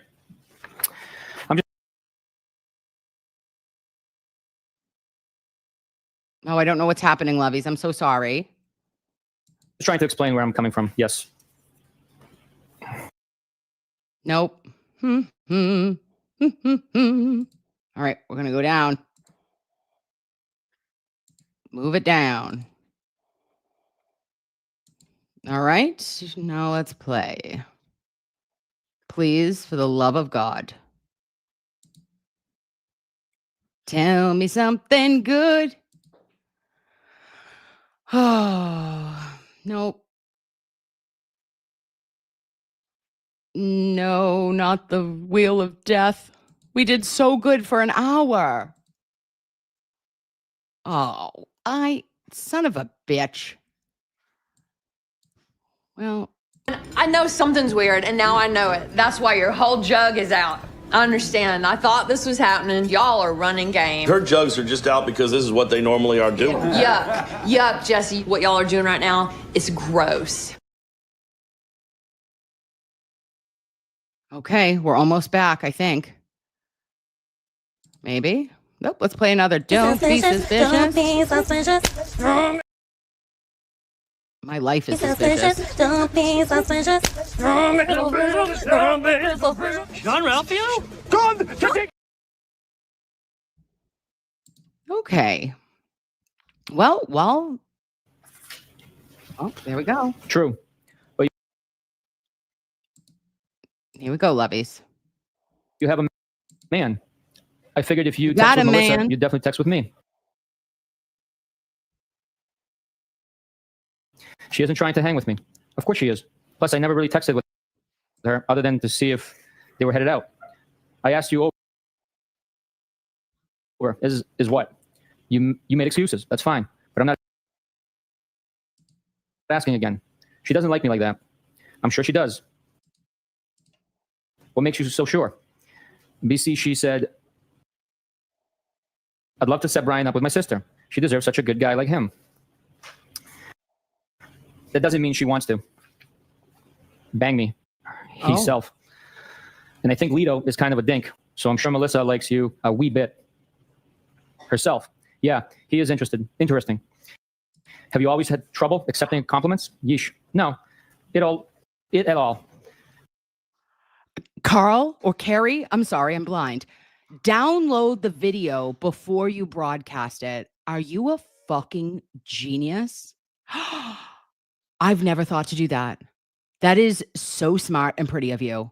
Thank you so much. I will do that for tomorrow. I just took us off X, so now we're only on YouTube, and I think we're going to be, for, all intents and purposes, we should be okay. Hopefully. All yours came to me after a day of drinking. You were way more all over me that day. So what? Don't most compliments come that way? Like all over me with compliments and how you felt. It was 3:30 a.m. It was fun. I've complimented you today, too. And kicked my nuts in. Oh my God, how? If I had more notice, I would have grabbed a drink somewhere. So I am all set with. That's fine, but I am not asking again. Well, it was 7 p.m. and I'm super cool. So right now, asking again. Excuse me. So right now, asking again. Coming to your house would have been bad for the both of us. For starters, you wouldn't have wanted me to leave. Now equals not. Like, how gross. Guys, I can't get over it. It literally, no, you're trouble. Oh, do you want to come over? Oh, this would have ended bad. You would have never wanted me to leave. Said who? Said who? Big neck daddy Higgins. I'm pretty sure I would have been great with you to come over, give you some like edamame, throw a little salt on it, hit you with a large ice cube because we all know you fucking like your ice cube, your big boy ice cube, and then see you. Bye-bye. And bye. Send you home with some chocolate covered pretzels, you fuck. I'm not interested. Do not pass go. Do not collect $200. Thank you. Ugh. That sounds good. That's trouble. Why? Because you wouldn't have made me stay. Locked me in your room. No, I wouldn't have. Hi, Hank's Broken Pencil. It is what is it? Legal Nurse Kim at gmail.com. Haha, you wish. I don't share a bed with anyone ever. I have my own room in Canton. Oh. What? Yeah, I think sharing a bed is archaic. Now, this made everybody clutch their pearls and clench their butts. The anti-free Karen Reads went bananas. BANANAS. Oh, do you know what I would give to have my own goddamn bedroom? Okay. I want to live. But do you realize there was a time that our grandparents slept in twin beds next to each other? Okay. There was a fucking nightstand between them. What I'm going to do is I'm going to tell you this right now, loveys. God willing, Mr. Nurse Kim and I make it forever, right? Let's get to our 50th. Let's get to our golden anniversary. By the time my kids go to college, I am going to take one of their bedrooms and I am going to move into it. Okay. Then they can share. Then I'll get them 2 twin frickin' beds and you can come back. You can come back. I love you so much. But mom's decorating. Mom's sleeping independently. Mom is going to be as hot or cold as I desire. Mr. Nurse Kim is a heater, has been since the year of our Lord 2005. And he also likes to have a foot touch me. It drives me mental. Okay. I'm 3 seconds from an episode of Snapped because I'm like, why? You're making me hot. You're making me hot. I just love you. I just wanted to put my foot on you. I love you. Oh, okay. I want my own bed. I want comforters that are not, neutral. I want pinks. I want pastels. I want glass, which I do. Well, listen, not for nothing. It's still it's girly bedrooms. But I try to throw a blue in there. I try to pop a bit of blue, popping blue for color for a man. And I can't do that. I got 3.5 more years left, babe. And then what I am doing is getting my own bedroom. That is a queen. That is a progressive, a champion of women. Ew. I do not want to sleep in the same bed as you. Never mind the same room. Let me put on my lotions and watch The Real Housewives. Oh, it's bliss. Is that the one you wanted me, TK, stay in? You sit to be spooned? You don't? Not for more than a minute or two. Weird. You would rather sleep alone? I've got to make my sleep count. So doesn't everyone? Honestly, I am the world's lightest sleeper. I can hear an ant crawling across the floor, and I wake up almost hourly, which isn't fair to whoever I'm sleeping with. Okay, bet Melissa isn't like that. Lori wouldn't like that. Oh. I know for a fact Melissa isn't like that. She told me she can't even fall asleep unless they're spooning. Lito rolled his eyes and pointed a gun at his head. You've probably got to go to work on your truck. Talk soon. Whatever. Lighten up, Francis. Let me know when you figured your shut out. Oh. KT Cat Tracker, you hoo-hoo! Say it like you mean it, sister. That's a tailor-made joke for an army vet. No one else has it figured out. Why do I? Combat vet. I didn't say non-combat. I told Sat, I think you're hot. And since told you how cool I think you are, maybe you're actually a jerk. What do you want me to say? Yes. Maybe you are actually a jerk. What do you want me to say and do? He is a jerk. Cal? Spoiler. Word on the street, and this is just word on the street. But there was a girl who knew that her sister went out with him and was not a good experience. I'll leave it there. /do. I'm pretty sure you're seeing people too. I am not a jerk. Don't change the narrative to suit yourself. Own your words. I love that. Own your words. Now, where does this? Okay, let's keep moving. Wednesday, January 19th, 1:07 p.m. Where are you planning on heading? Not sure. Wednesday, January 19th, 3:34 p.m. I'd invite you over here, but you probably have your work truck. Here we go. I assume that's a pass. No problem. What's wrong with you? Excuse me? I didn't answer fast enough? Huh? Where did you get that from? You're tough to make plans with. I'm headed out shortly. I tried. Where to? I'm meeting my friend in town till about 7, and then likely make my way back. Okay. Where are you headed back to, Shady? I assume that means Shady. I'm meeting my gal pal, who's from Canada. Oh. I'm sorry. I didn't notice that yesterday. Was somebody paying homage to Mrs. Parks? Were they wearing their Parkses? Shady. I wear my sunglasses at night. Weird. Weird. Anton, back to Mansfield. Do I know her? Name? I don't think so. Julia Mellon. Lives on Sherman. I'm not trying to be difficult. I just don't want any drama for either of us. She lives on 828 Wallaby Way. What? Sherman? P. Sherman? 8 Wallaby Way? What the fuck? Sorry, Finding Nemo reference. I can't remember it. I don't either. Okay. Trust me, I am tempted. I don't think it's a big deal. What? You coming over to my place? Or are you coming over to mine? I'm okay. You clearly are getting aggravated with me and my lack of participation. No, I'm not aggravated at all. Okay, we're good. I will see you around. I knew this is how you would act. Whatever. You can get most any guy you want. P. Sherman, 42 Wallaby Way, Sydney, Australia. So you're not losing any sleep over this. Thank you, Charlie. And Lindsay. None of that is true. I'm not talking to any other guys, and I have issues with John, and things are far from perfect. Oh. You just happen to know about him because we all hang out at the same bar. I'm sure you talk to other girls. That's what single people do. I'm not married, and neither are you. Neither is John.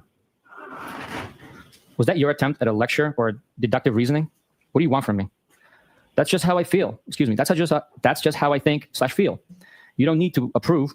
I've already answered that last question a couple of times, I think. I'm not judging you. Never. This is when Karen says to herself, oh, we're doing the loop. Oh, I'm on the fucking loop with him. And I'm not aggravated. And they are talking. It's men is from Mars, women is from Venus. Am I right? Like, we are watching people speak English, but missing the point at every turn. Ugh, I can't. Dry heaves. Creep, cringe. Never have. Never will. You shouldn't. I don't know what your private life is about, nor is it my business.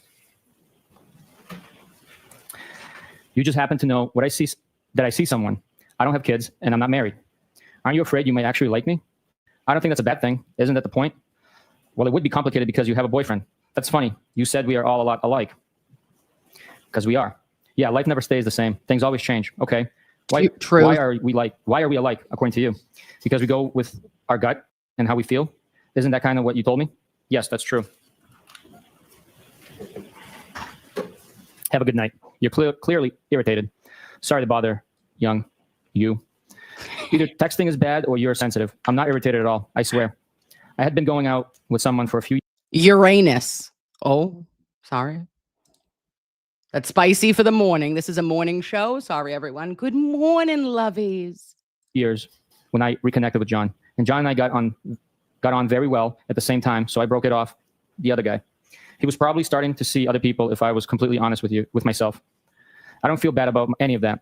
I think it was meant to work out that way. So there was the point. The point is that, babes. So Karen has had clearly a relationship with John previous in her life. They dated in the early 2000s, I believe in 2004. And then she went to Ireland. Why do I know this? I don't know. I think it was in the Vanity Fair article because she never told me. But she goes to Ireland. She takes this cool ass job and she's like, see you, John. Catch you on the flip, babe. Then they don't catch each other on the flip. Then she's dating another guy and she reconnects with John. Hey, blast from the past. John sends to Karen, Facebook, the devil. Slides in the DMs. They meet up with each other. She has all those young feelings, right? Like, oh my God, he was so freaking cute. And like, then she learns, oh, he's a Boston cop. He took in and is raising as another parent the children of his sister. That is beyond noble. And they hit it off. Pandemic comes. Boom. Bitch, get out the way. We got to stay. We got to mask up. We got to lock down. And they became incredibly close. The world starts opening up right about when, babes? January of 2022. First real trip, 60 people, 60, not best friends from out of town, head over to Aruba. And that's why we're doing a girls' trip where? We are going to St. Thomas because fuck Aruba. We're going to do another U.S. Virgin Island and we're going to have a girls' trip after this. 5 days, 4 nights. Sounds just about right to me. And then the world starts opening up and you're like, oh, okay, there's some things here. We got some, a little foundational problemos. And you were either going to figure it out together or you were going to figure it out apart. Officer John O'Keefe would have gone on to live a long and beautiful life. Karen Read would have gone on to live a long and beautiful life. Unfortunately, that's not what happened on January 29th, 2022. But Karen Read did not strike Officer John O'Keefe with her Lexus vehicle in reverse at 24.2 miles an hour. It didn't happen. She was not in a jealous fucking rage and decided she was going to kill him. Absolutely not. And now the O'Keefe's family has been devastated again. And after all the loss they have experienced, it's unfathomable. And Karen's family has been tested in all ways to stay together, to find their faith, to fight back, and to fight for the life of their loved one in their daughter and sister, Karen. And all because of whatever else happened that night. And I can't tell you, and I've never tried to tell anyone that I know exactly what did happen because I wasn't there. Just like none of the other fucking witnesses who allegedly didn't see anything, yet their word was gospel to pin it on Karen. Oh. So we've got to take a moment and reflect. Karen didn't go out, and if this guy was cheating on her, right? The previous guy, I think he was seeing other people, but you know what? It all worked out the way it was supposed to. She didn't go into a homicidal, drunken rage at this boyfriend, but she just happened to for John. Stop it.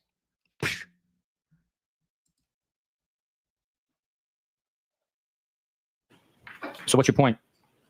Are you legitimately interested? Unhappy in your relationship? Mad because you saw him all over another girl? Or a hybrid of all of it? My only PT is that there's a difference between being married or someone and dating someone. And we have no intention of ever getting married. The PT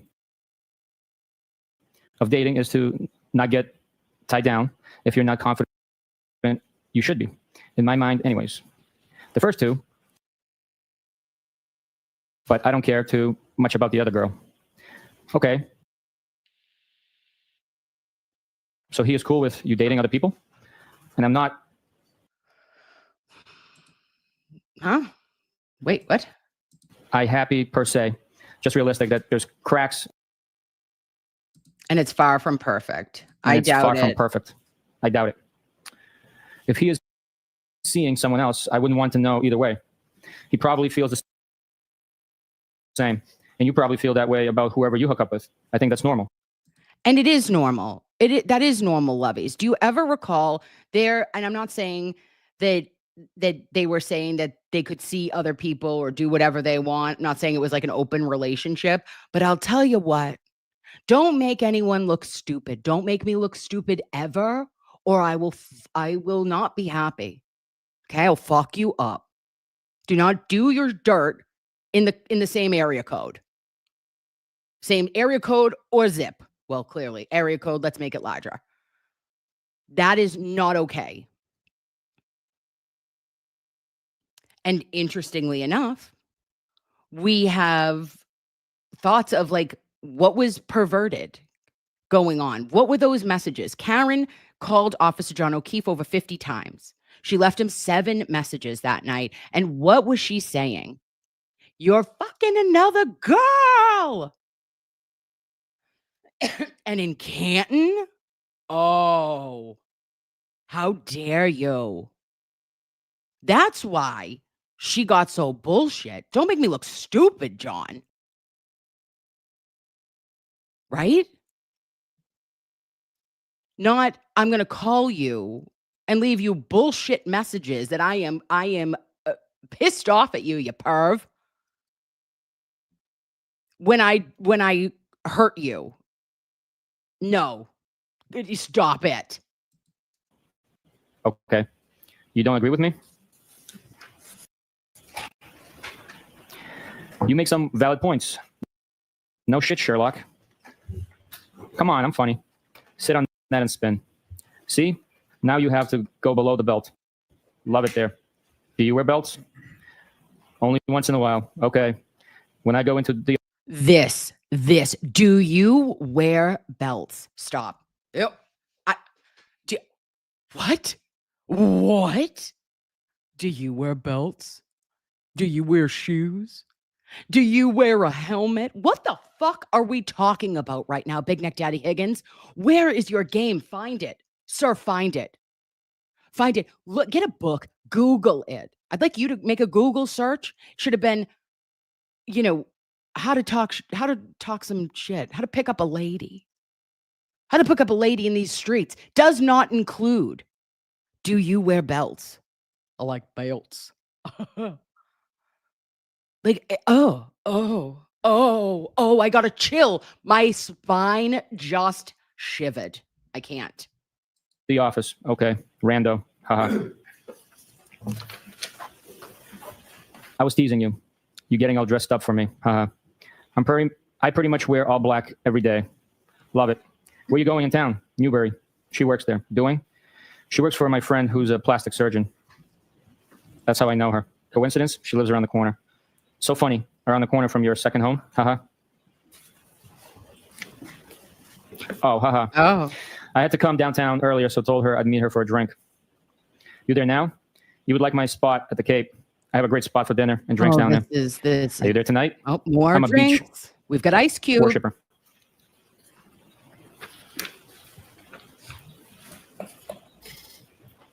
Where's that? I'm in West Roxbury, a spot in West Rocks Dedham line. I have a pass to drive my Jeep on the beach. Lots of fun to be had. I heard. I used to rent with my friends on the beach for 7 straight years. I miss it. I've been thinking about moving to Tiverton. I can give you all the beach life you can handle.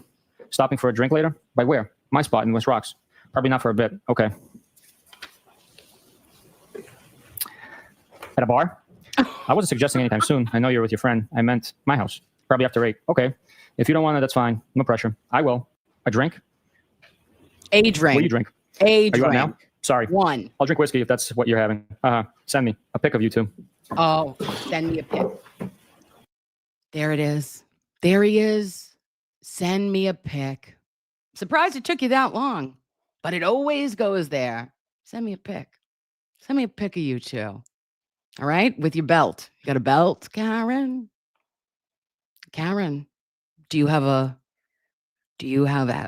blouse? Karen, do you wear a bra? Oh, ew. Stop. Okay. Parksy, I love you. Thank you for being here. I just talked about you. I don't know if you heard it. Go back. I said, were they doing a tribute to Mrs. Parks and her Parkses? Because Big Neck Daddy Higgins, was referring to Karen as being shady via sunglasses, which my Mrs. Parkses are to die for. I think we can all agree that Karen is looking for a little affirmation and ended up chatting with this needy bitch. As soon as she figured out he was a big man baby loser, she ghosted him. Am I crazy? I'm dry heaving with you, Nurse Kim. Love your face. Love your face right back. We are on the verge of full-blown regurging. Okay, we're regurging here. Make it stop. It hurts worse the second time than the first, but I think it gave context. And absolutely, she was looking for just a little bit of Stella needed to get her groove back. Tell me I'm smart. Tell me I'm pretty. Come on. Tell me you want to pick, but also don't send it like that. Ugh. Okay. Love you. I don't take selfies. Oh, wait, sorry, that was Karen. I don't take selfies.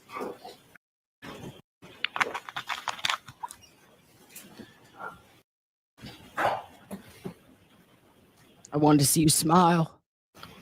Oh, I want to see me not smile. Oh, here it is. Ready? Here it is. I can give you all the beach life you can handle. Stopping for a drink later? By where? My spot in West Rocks. Probably not for a bit. Okay. At a bar? I wasn't suggesting anytime soon. I know you're with your friend. I meant my house. Probably after 8. Okay. We already do this. Sorry, guys. Okay.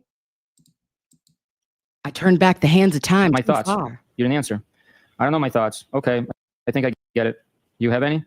Thursday, January 20th, 12:27 p.m. Hi. How was your day?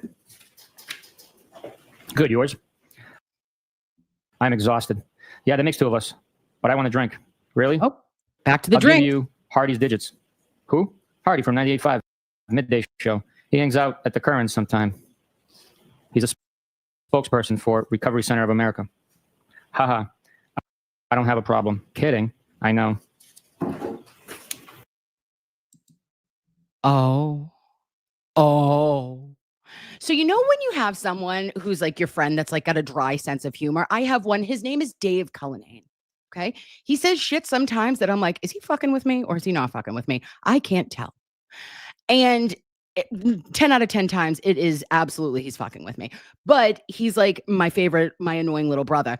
And he will he pushes and pokes and says things that I'm like, oh, but ain't that some shit to make a joke at the expense of Big Neck Daddy Higgins.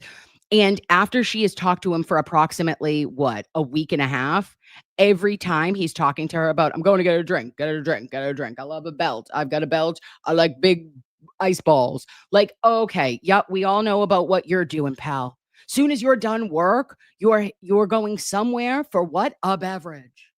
We got it. Try not to say it all the time, because maybe you should call Recovery Centers of America. Hilarious, Karen. He did not like that. Guarantee his butthole puckered over that. Good riddance. Haha, stranger. Hey, I was at Hilly all weekend. Have not heard from you. I apologize. Sunday, January 23rd, 9:40 p.m.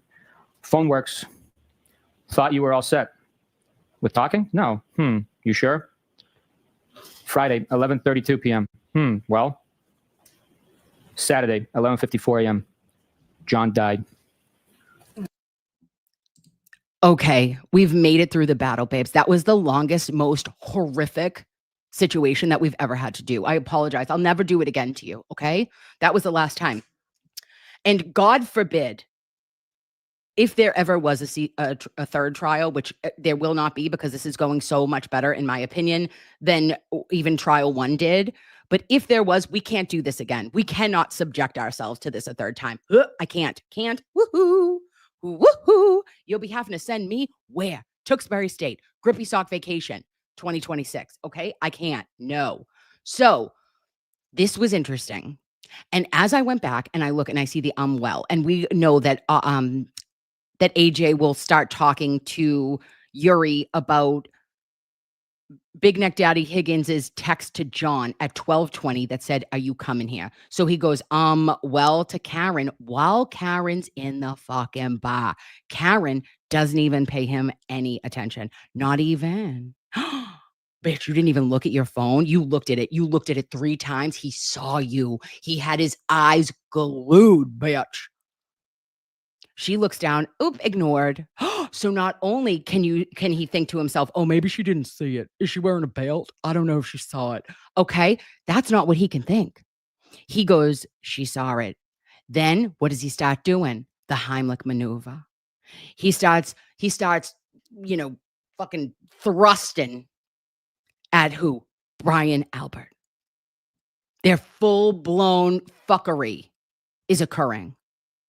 And then on Saturday at 11:54 a.m., Karen writes, John died.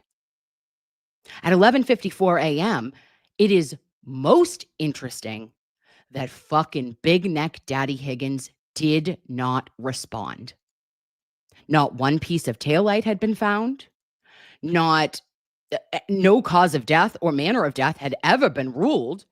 in Officer John O'Keefe for his autopsy.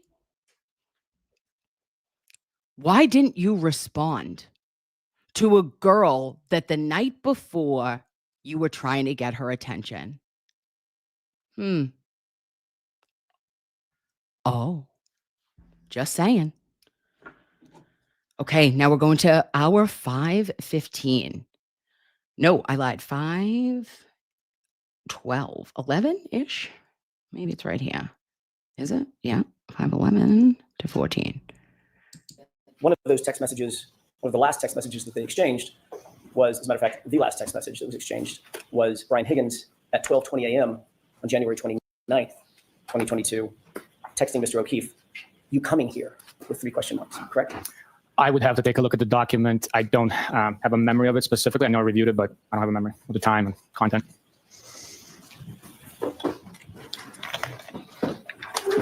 May I approach you on? Yes. GV, trolls are saying he didn't respond on text because he called her. I don't recall that being in evidence because we saw Karen Read's phone logs. And we know who made 200 calls, over 200 calls in 3 days from January 29th to February 1st. That would be one Jennifer McCabe. You know who didn't make probably any calls? Well, I don't know. I don't remember. But not that they were coming off the automated list from Apple was Karen Read. But I don't recall. I feel like they would have said that to him when he was on the stand last trial. I don't know. If true, different. Thank you, sir. No. Yeah, no worries. So, oh yeah, okay. No, then he takes 10 minutes. And then, okay, then Hank Brennan says, I agree that they confirm that the text came in from Big Neck Daddy Higgins to Officer John O'Keefe at 12:20. The jury was instructed that both lawyers on the defense and the prosecution agreed to that fact. Then we are going to go to 5:43. And we're watching this because this was Right off of that area. Right. Did that raise any suspicions in your mind that Brian Higgins may have been being less than truthful with you? No.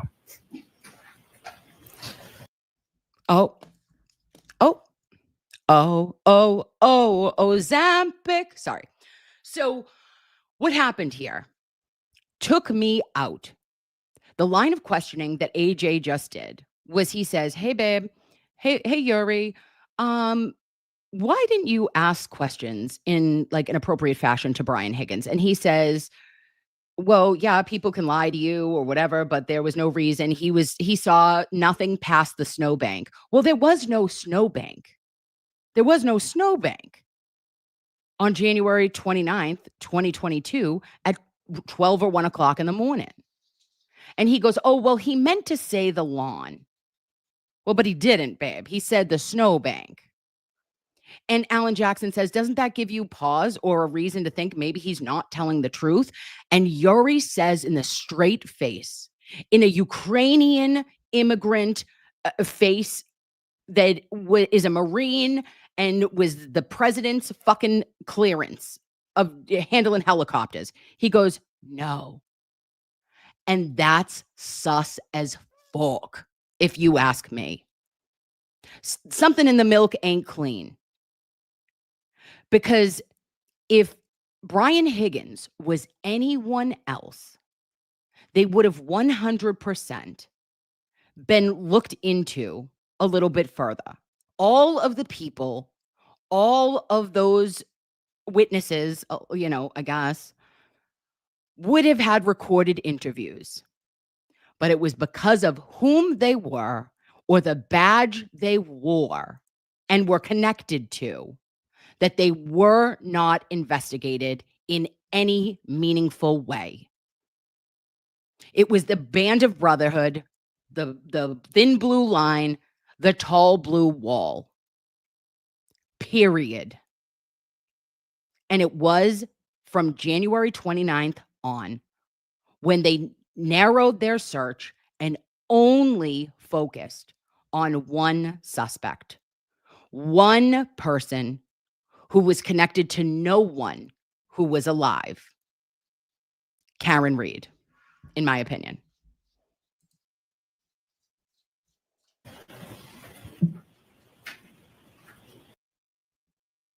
Getting And back I to the love Waterfall that Bar and Grill, you're also Alan- aware that Brian Albert. Sorry. I love that Alan gave that pause because it said something to the jury, in my opinion.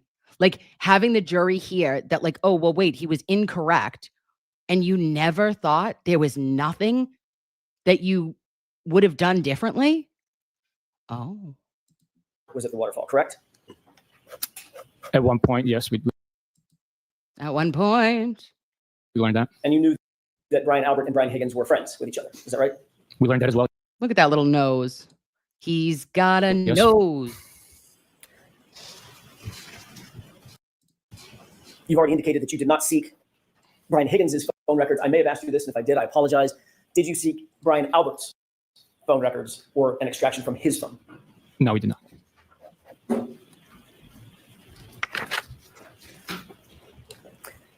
Did you look at the entirety of the Waterfall video? Did you review the entirety of the Waterfall video when you first obtained it? Or have you looked at it since? I have at one point or another viewed the entire video. Yes. Your Honor, with the court's permission, this has already been marked as evidence, but I cannot write it. It's on my notes. Exhibit 22. Okay. May we exhibit that for the, or present that for the jurors? Yes.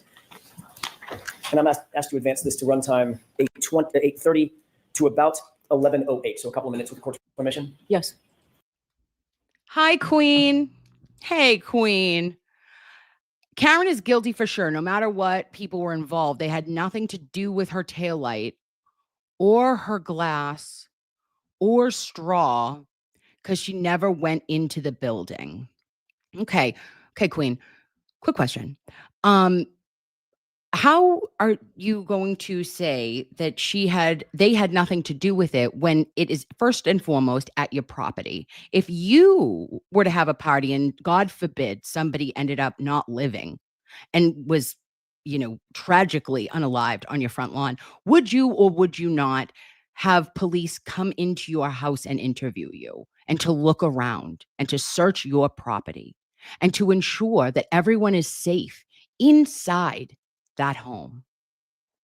Yep, they would have done it. They would have done it unless, you were a Canton cop. Additionally, they had nothing to do with her taillight. I bid you a little bit of a question mark because they found no taillight at 6 a.m., 7 a.m., 8 a.m., and we've all seen the leaf-blowing superior police work of former Lieutenant Gallagher.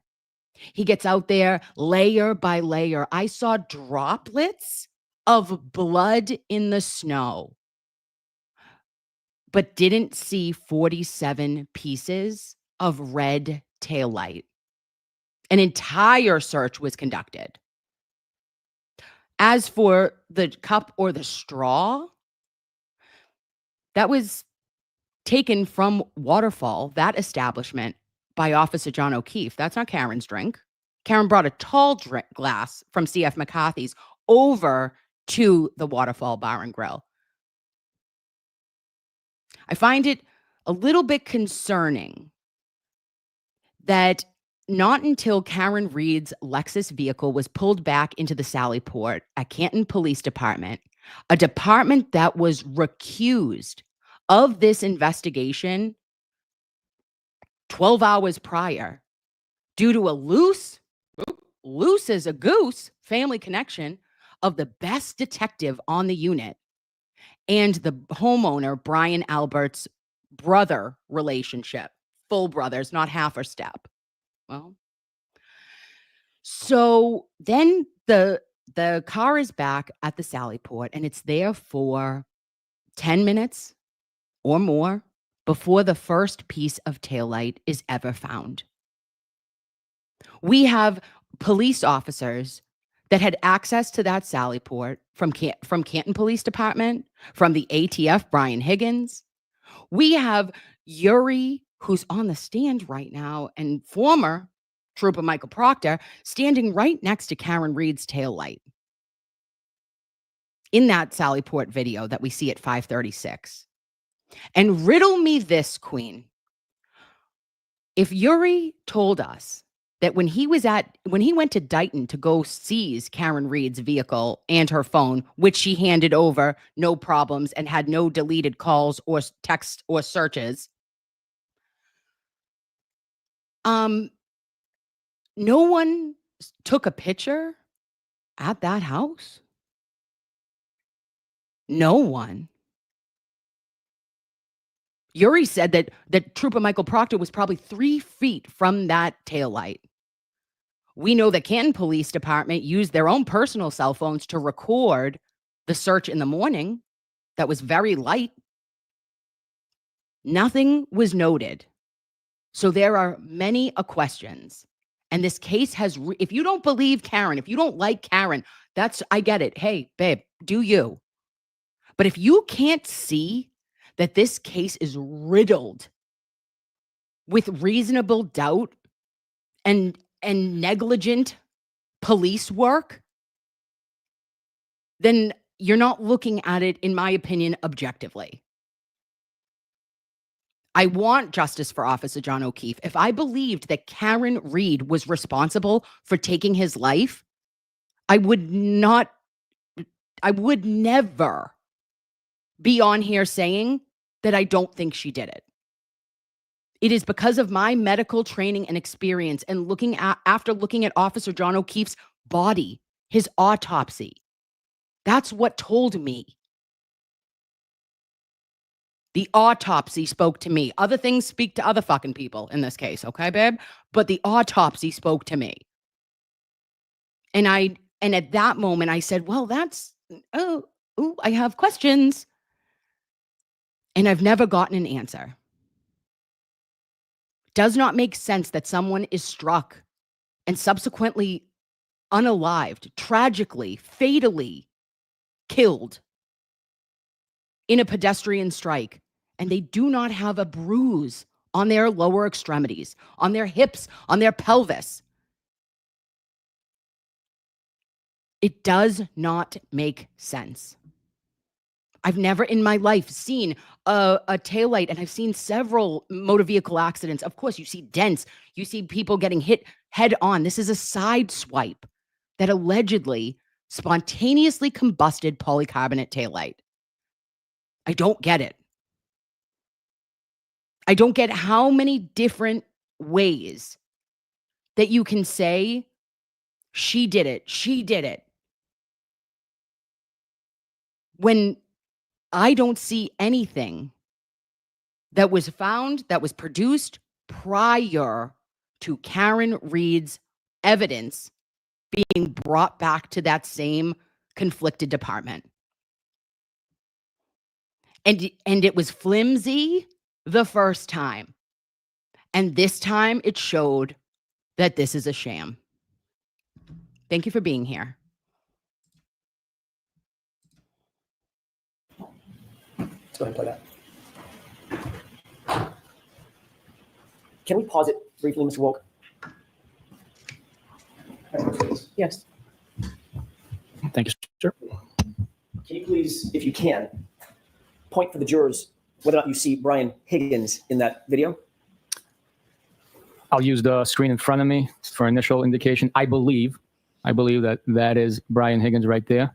Can you do me a favor, just so everybody has a perspective? Can you also point to him there? Okay. There you go, right there. I believe that is Brian Higgins. Okay. Do you see Brian Albert in that video?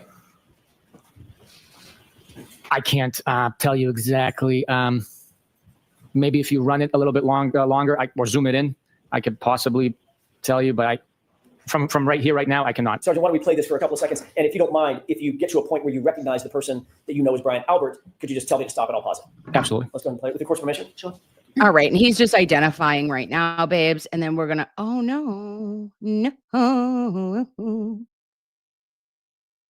Oh. Waterfall surveillance. Boo-ba-doo-ba-doo-boo. Start here. Sweatshirt, multi-tone gray sweatshirt with a hood on it and his hat. And And the this other TV? right Okay. there. He's appears to be at the bar paying the bill. Okay. With this perspective, could we just go ahead and play that the 30 or 45 seconds one more time? But please focus on Mr. O'Keefe.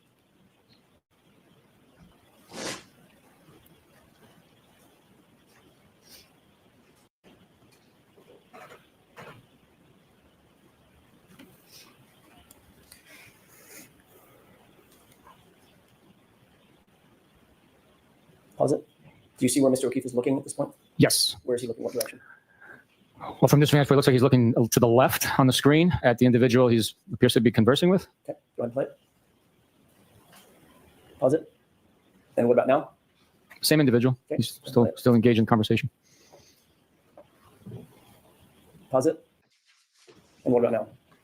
He's taking a sip of beer Right. Which direction is he looking? in the same direction. Okay. Go ahead and play.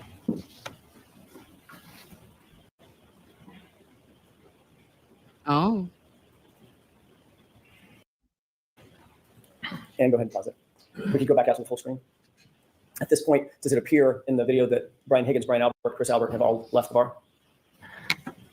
There's someone standing across the table from Mr. O'Keefe to his rear. I I don't know who that is, always so I can't- feel like somebody's watching me. Oh, 6:24, babes.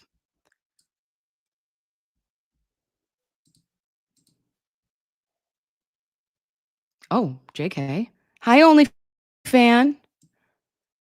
Oh, speaking of OnlyFan, just a shout out to. Okay. So it's no longer with him, right? Sorry. Speaking of the OnlyFan, I wanted to say that someone on the Twitter is a real shitbag, which there's plenty of shitbags, but there was a real shitbag on the Twitter, and they're fucking with Nan. They're fucking with me. They're fucking with Larry, my Lair. Don't do that. Okay? Don't. Because you look real creepy.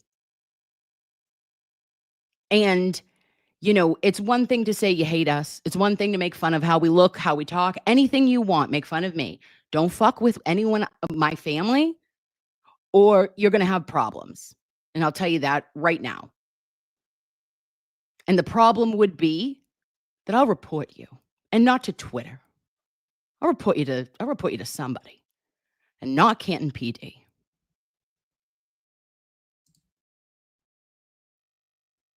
Right? Correct. They no longer own the dog. Okay, so they got rid of it. Oh, It's like you get rid of a car, right? Right? You can get rid of a car, yeah. you can get rid of a car. This took a lot for him. He didn't like it. He felt uncomfy. Okay. And you can get rid of a dog. That's all I'm asking. Yes, you can get rid of a dog, yes. Okay. At some point during the course of your investigation, did you find out that the Albert family got rid of Chloe? We learned that they no longer own Chloe, yes. Okay. When did you learn that?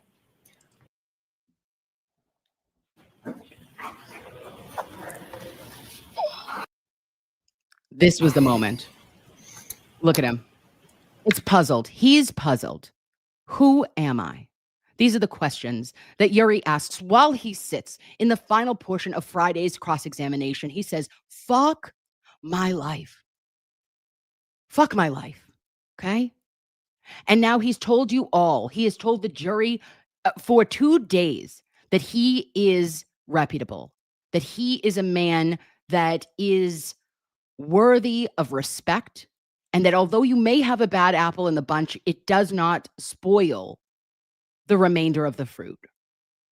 And we learn during this exchange that it's all spoiled and that there is something radically wrong in this entire investigation. Take it away, Yuri. I cannot tell Oh, you exactly. I can tell you when. oh, please. We looked into it officially. When did you look into it officially? He goes, I can tell you that. No, I can't. Just kidding. Traveled to the dog's home Oh, and assisted with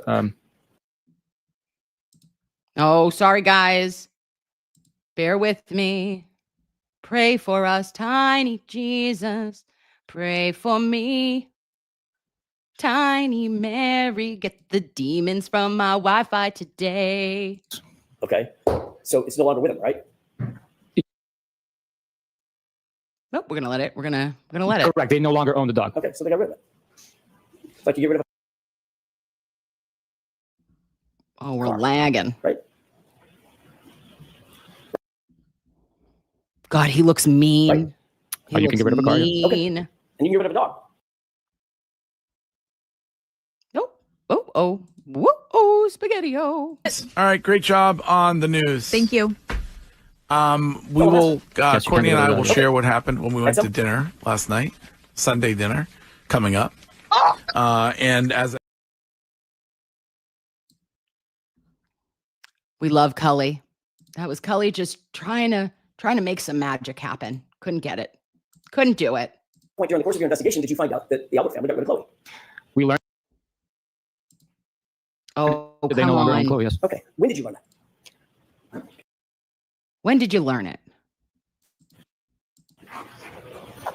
Takes a lot. Takes a village.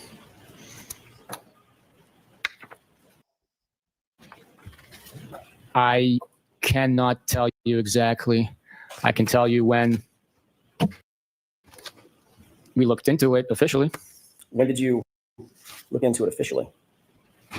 I traveled to the dog's home and assisted with identifying the dog and investigating that animal. Okay.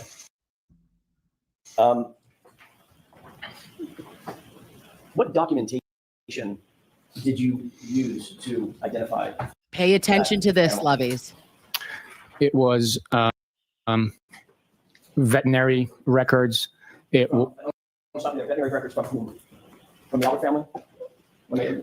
I did not get any veterinary records from the Albert family. The veterinary records that you did get were veterinary records that had been utilized with the Albert name. Where were these veterinary records? The veterinary records were with the vet that's caring for the dog and also owns the dog now. Okay. And those records also had been dated prior to when the dog was owned by the Alberts. Okay. So other than some veterinary records that, and by the way, the dog's not even named Chloe, correct? The new owners renamed the dog, yes. Cora? That's correct. And the new owners Rebrand. Did not get that dog from Brian and Nicole Albert, did they? No, they did not. They got it from a separate person. Is that right? That's correct. Separate person. I'm sorry. Are you telling me right now, Yuri, did you go to Vermont? I like to believe that Chloe Cora, the artist formerly known as Cora, Chloe, that she was on a farm in Vermont with Ben and Jerry, running in a field, playing with ducks. She had ducks, she has friends, she has pigs. Wilbur is there. There's a Charlotte's Web characters. Like I like to think positively. But we find out that this veterinarian that had random records, you saw a dog. Oh, cool. Cool. You saw a dog named Cora. Awesome. And you found out that the veterinarian didn't even have custody of a Chloe imposter. Speaking of, hold please. How dare I? Oh, this one's for you, Chloe. This one's for you, babe. This is where you should be. With your Auntie Kim, down the Cape, West Dennis, on your phone, red Solo cups, PB&J, an itsy bitsy teeny weeny red polka dot bikini, but no, Chloe. Oh. Anywho, he goes up and finds out. So who'd you rehome her to? And that they had to rehome her after you rehomed her. This feels convoluted. This feels suspicious, some may say. Named Riley. That's her last name, yes. And did this person Riley have any records showing purchase of Chloe or adoption of Chloe from the Alberts? No. Oh. If you're telling me that Chloe got like doggy trafficked in Vermont, I will fuck someone up. I will throw some Birkenstocks on immediately. I will let my armpit hair grow and chabuli or whatever it's called. We're going to do weird shit because she was trafficked. She was double rehomed after 7 years. You people are sick. People love their dogs. We love our dogs. How dare you?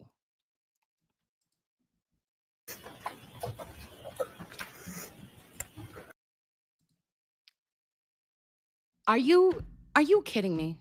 Only Nan, it is freaking, what are we doing? It's 10:52 a.m. And I'm having a moment thinking about our girl Chloe.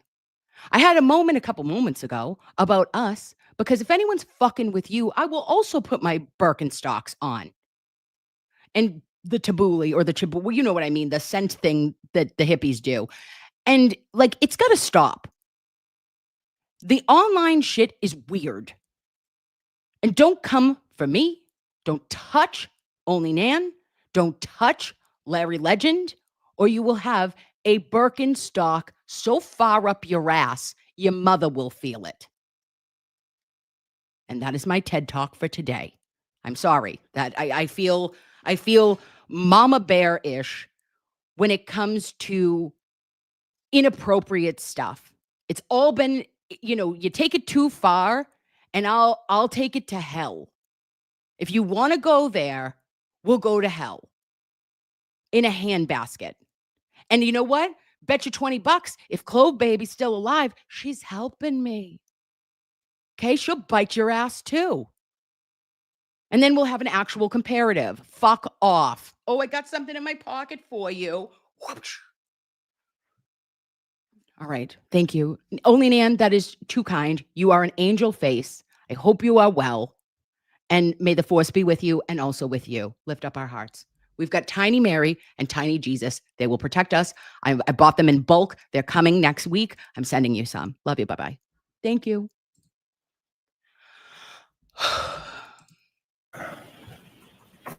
You did write a report about the newest owner of this animal, this dog, correct?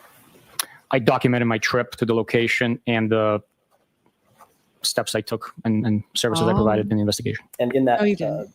In that report, you omitted the name of the new owner. Yeah. I'm not yeah, sure. You do. Did you omit the location of where you actually came in contact with this animal? You're going to have to show me my report. I don't remember.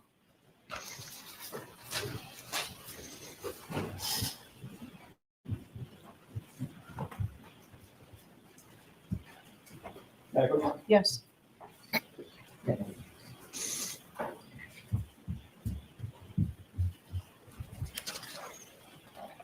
Yeah. Yep. Yeah. I'm going to read it. He's a slow reader. We'll give him that. Take your time, pal. We're on 1.5. Take your time.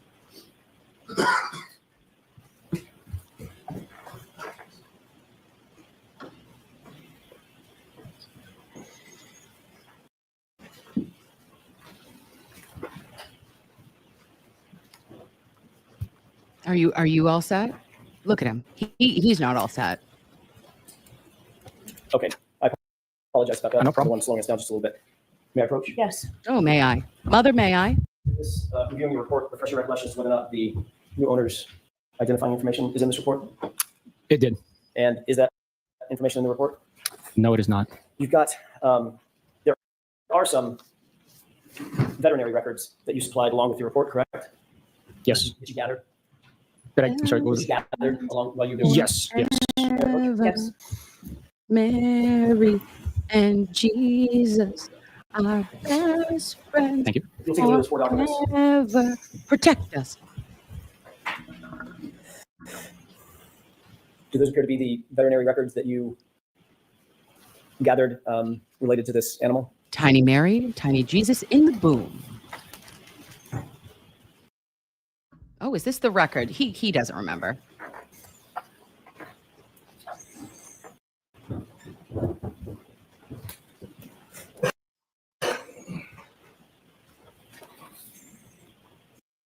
Oh, you can press a button? Well, look at that. It says pause, play. Oh, you can hit number K.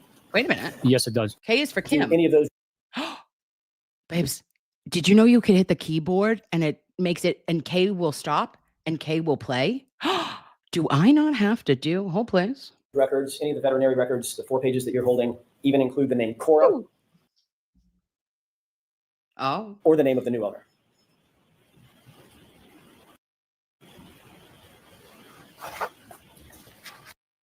yeah, he doesn't know. I'm sorry. I got to move forward. We're literally so far up and we can't even. Ugh. You're murking me here, dude. Okay, come on. Take us away. Calgon. Someone take a bath after this. In a perfect world, we'd write it as it's happening. Oh.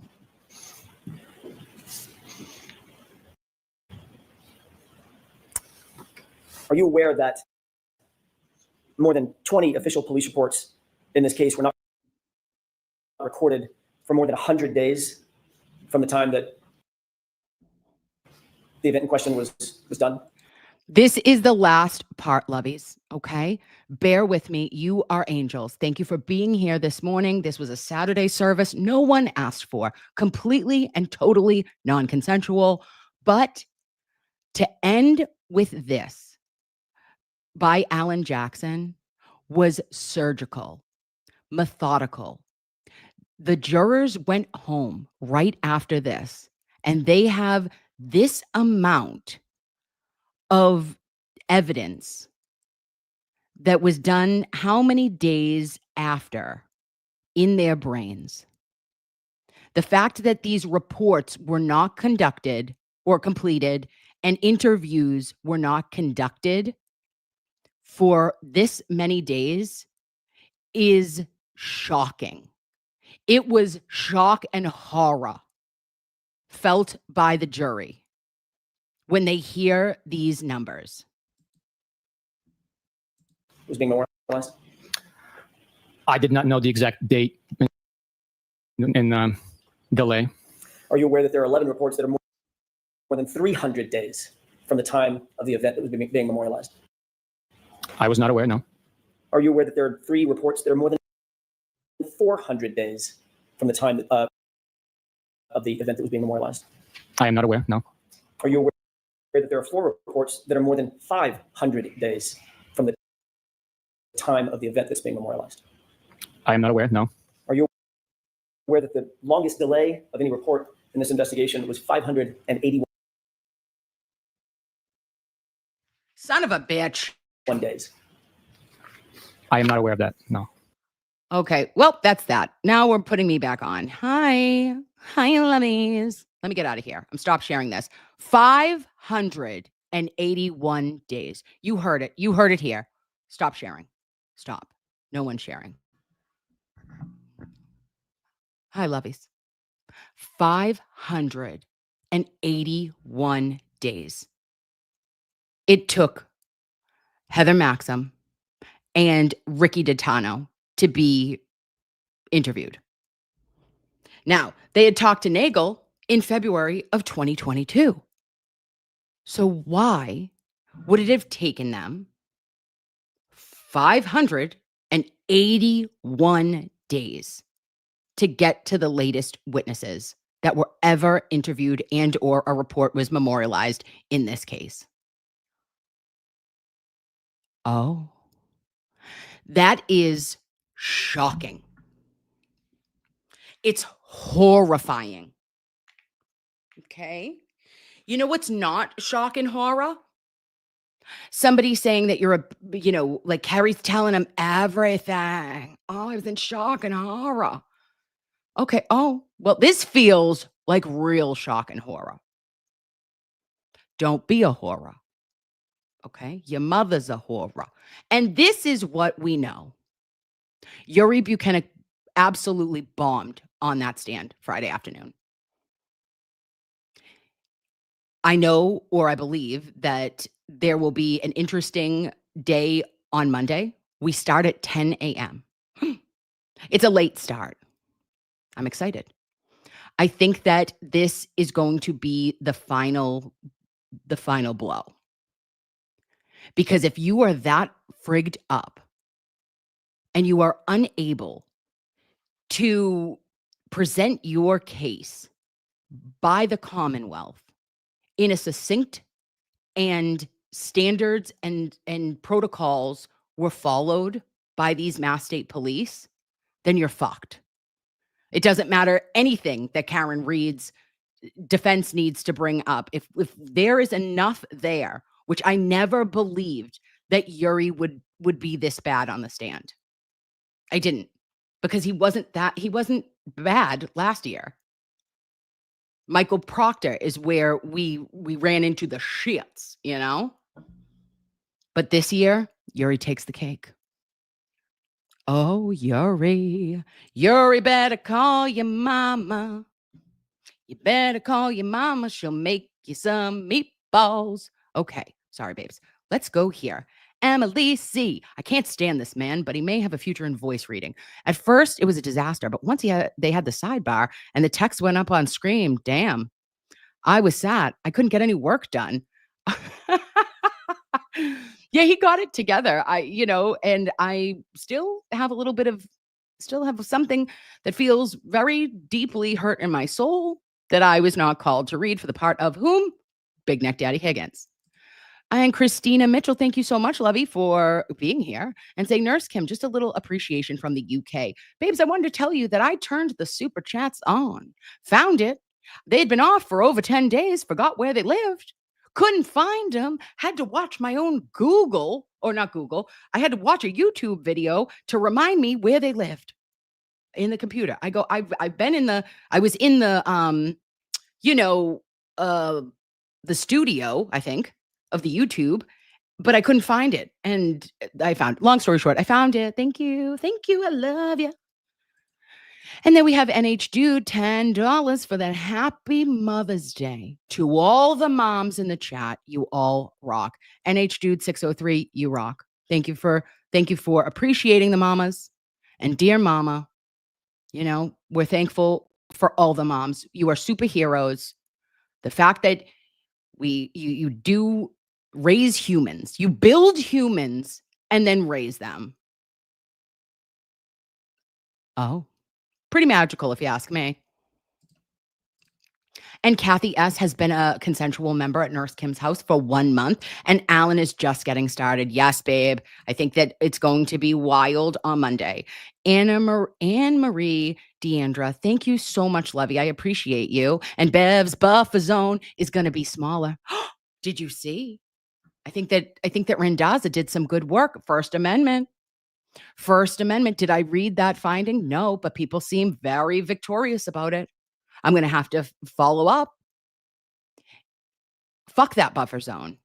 Fuck the increase in that buffer zone. Okay? Whoop, whoop. That's the sound of the police, Okay. And then we've got Armor of Alessi, my lovey, says, I think a lot of women he leaned on were using his kids to get close to him. And now a lot of men are using his memory for their own clout. I was John's best friend. Oh, that's a hot take, Armor of Alessi. But no lies detected. And ain't that some shit? If so, like you can try to do all good things for people. And I know that like the intention is good, but what's really going on there? Because it matters. Facts matter. Journalism. Sorry. And Blitzen gifted 10 Nurse Kim non-consensual memberships. Whoever got them, I'm sorry. Okay. You didn't ask for that. You said, please, God, don't do that. I don't even know who she is. I'm just Kim. Hi. Nice to meet you. And poke around back there. See what happens. If you hate it, I hear you. Please don't tell others. And enough to track a cat just became a consensual YouTube member. I can't. I'm obsessed. I love you. Will? Will, what are we doing? Love you, Nurse Kim. Thank you for the morning laughs. No, thank you. Thank you. What are you doing? Are you streaming today? I feel like everyone's wondering who's on first. What do we got going on for today? What's the lineup, Will? I know that you never know what you're actually going to do, but if you're going to be live later, I'll be at your house. Okay? Love your face. Have a wonderful Saturday. And Valerie, my Valerie, you are my favorite. Okay? So if I'm your favorite, you're my favorite. That all makes sense.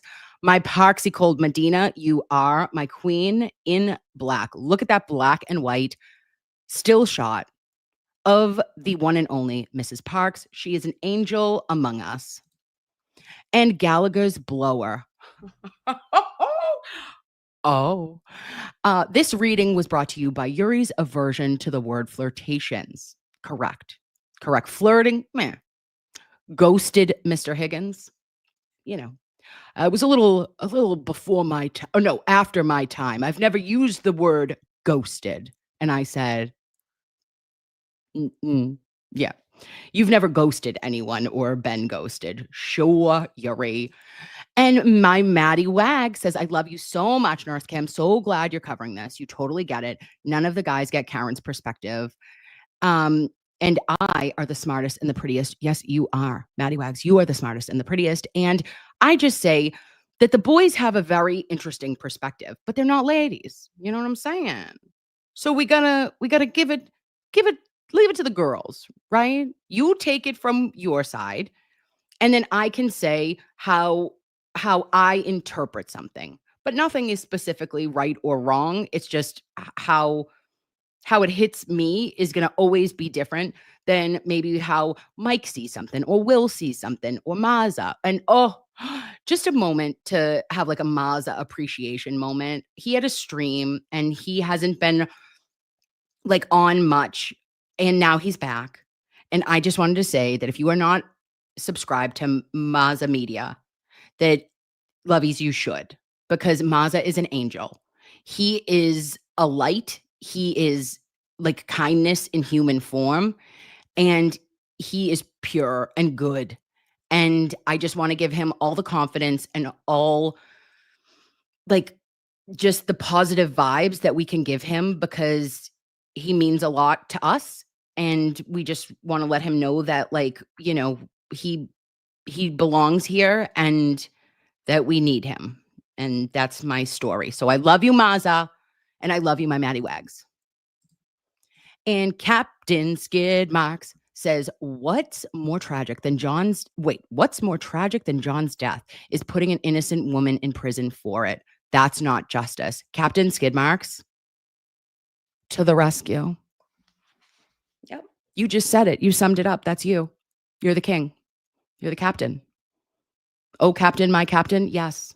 Skid marks and all. You are correct. And that's why we fight.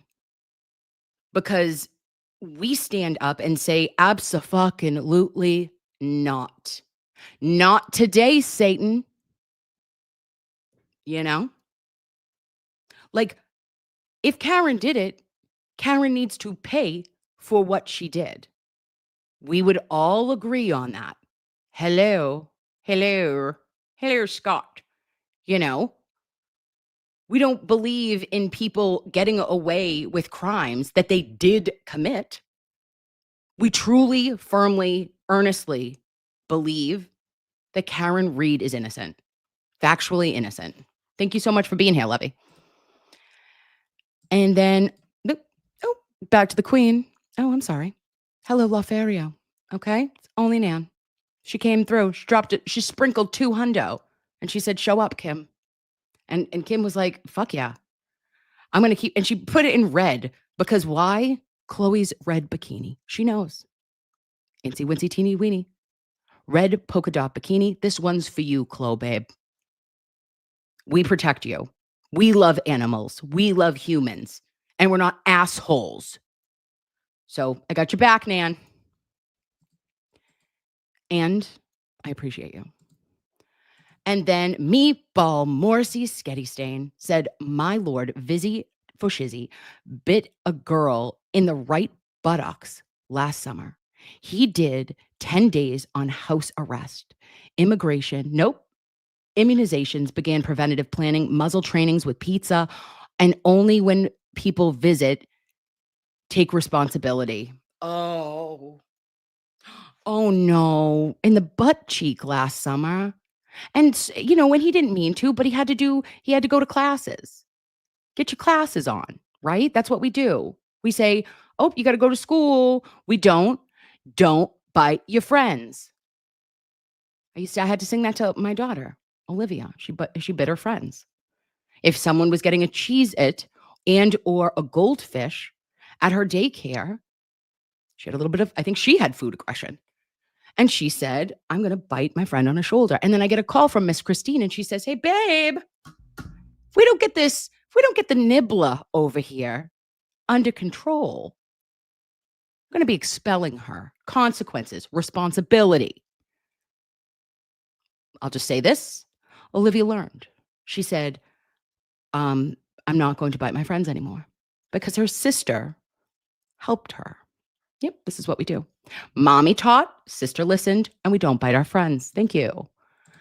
And Maddie Wag says, I want the defense. I want the defense to call Proctor if the CW won't. I want the jury to see his evil self in person and make him read his disgusting texts. Maddie Wags, you are incredible and you are so right. And the defense will, right? Because no matter how bad the jury believes that Trooper Proctor's bullshit was, it's worse. Now, how often does that happen in life that you're like, oh my God, no, it's worse than we thought. So I believe that you are right and that the defense will call them. And Cynthia 1880, oh my gosh, stop it. Gifting another 10 non-consensual Nurse Kim memberships to people who don't even go here. They're like, stop. You are not even that cool. You're kind of a dork, Kim. Okay? And truth be told. But thank you so much. Check out back there, babe. See if you're into it. If you're not, don't blame me. And Bingin' Crimes, Not Cookies says, please say hi to my sister Tanya. She is a nurse in Iowa and loves you. We find ourselves speaking in Nurse Kim. Oh, hello, Tanya. Hello, Nurse Tanya. Thank you so much for watching, doing, taking care of your patients the way you do, for all of it. Thank you for showing up and answering my FaceTimes. I am not worthy to receive you, but I appreciate you beyond belief. And thank you so much. Binging Crimes, Not Cookies. I wish I was doing that, but I do both. Cookie and crimes. And last but not least, my Meatball Morrissey Sketty Stain says, the nagel is also a biter. Heard it's a toss-up, whether it was Chloe or a nagel bite. That's from our Auntie's house. These children are from Auntie's house, and sometimes they know that nagels attack in the wild. Okay. And also, we've talked about this. We know that there was a potential that she was not hand-fed as a child. There was fear-based feedings, and nagels attack. Put a green leafy vegetable as any kind of repellent, and you will live to see another day. This is it for Saturday service, May 10th, 2025. I love each and every one of your faces. Thank you so much for spending the morning with me. And if we're up for it, we'll do a Sunday service. Shut up. No, we won't. Oh, but maybe. Oh, okay. I hope that you have a magical Saturday, and Sunday is Mother's Day. To all the mothers out there, I love everything about you. I'm in awe of your work and everything that you do to make this world a better place. All we need is more kindness and more fair, equal justice, and a next generation that will ensure that things get better. And it's all in your hands, right? Mothers are molding the future, and you deserve everything and more. I hope you get pampered. I hope your husbands and children are getting you a massage, or making you breakfast, or making you a handmade card, because that's the best. I love you guys. Bye.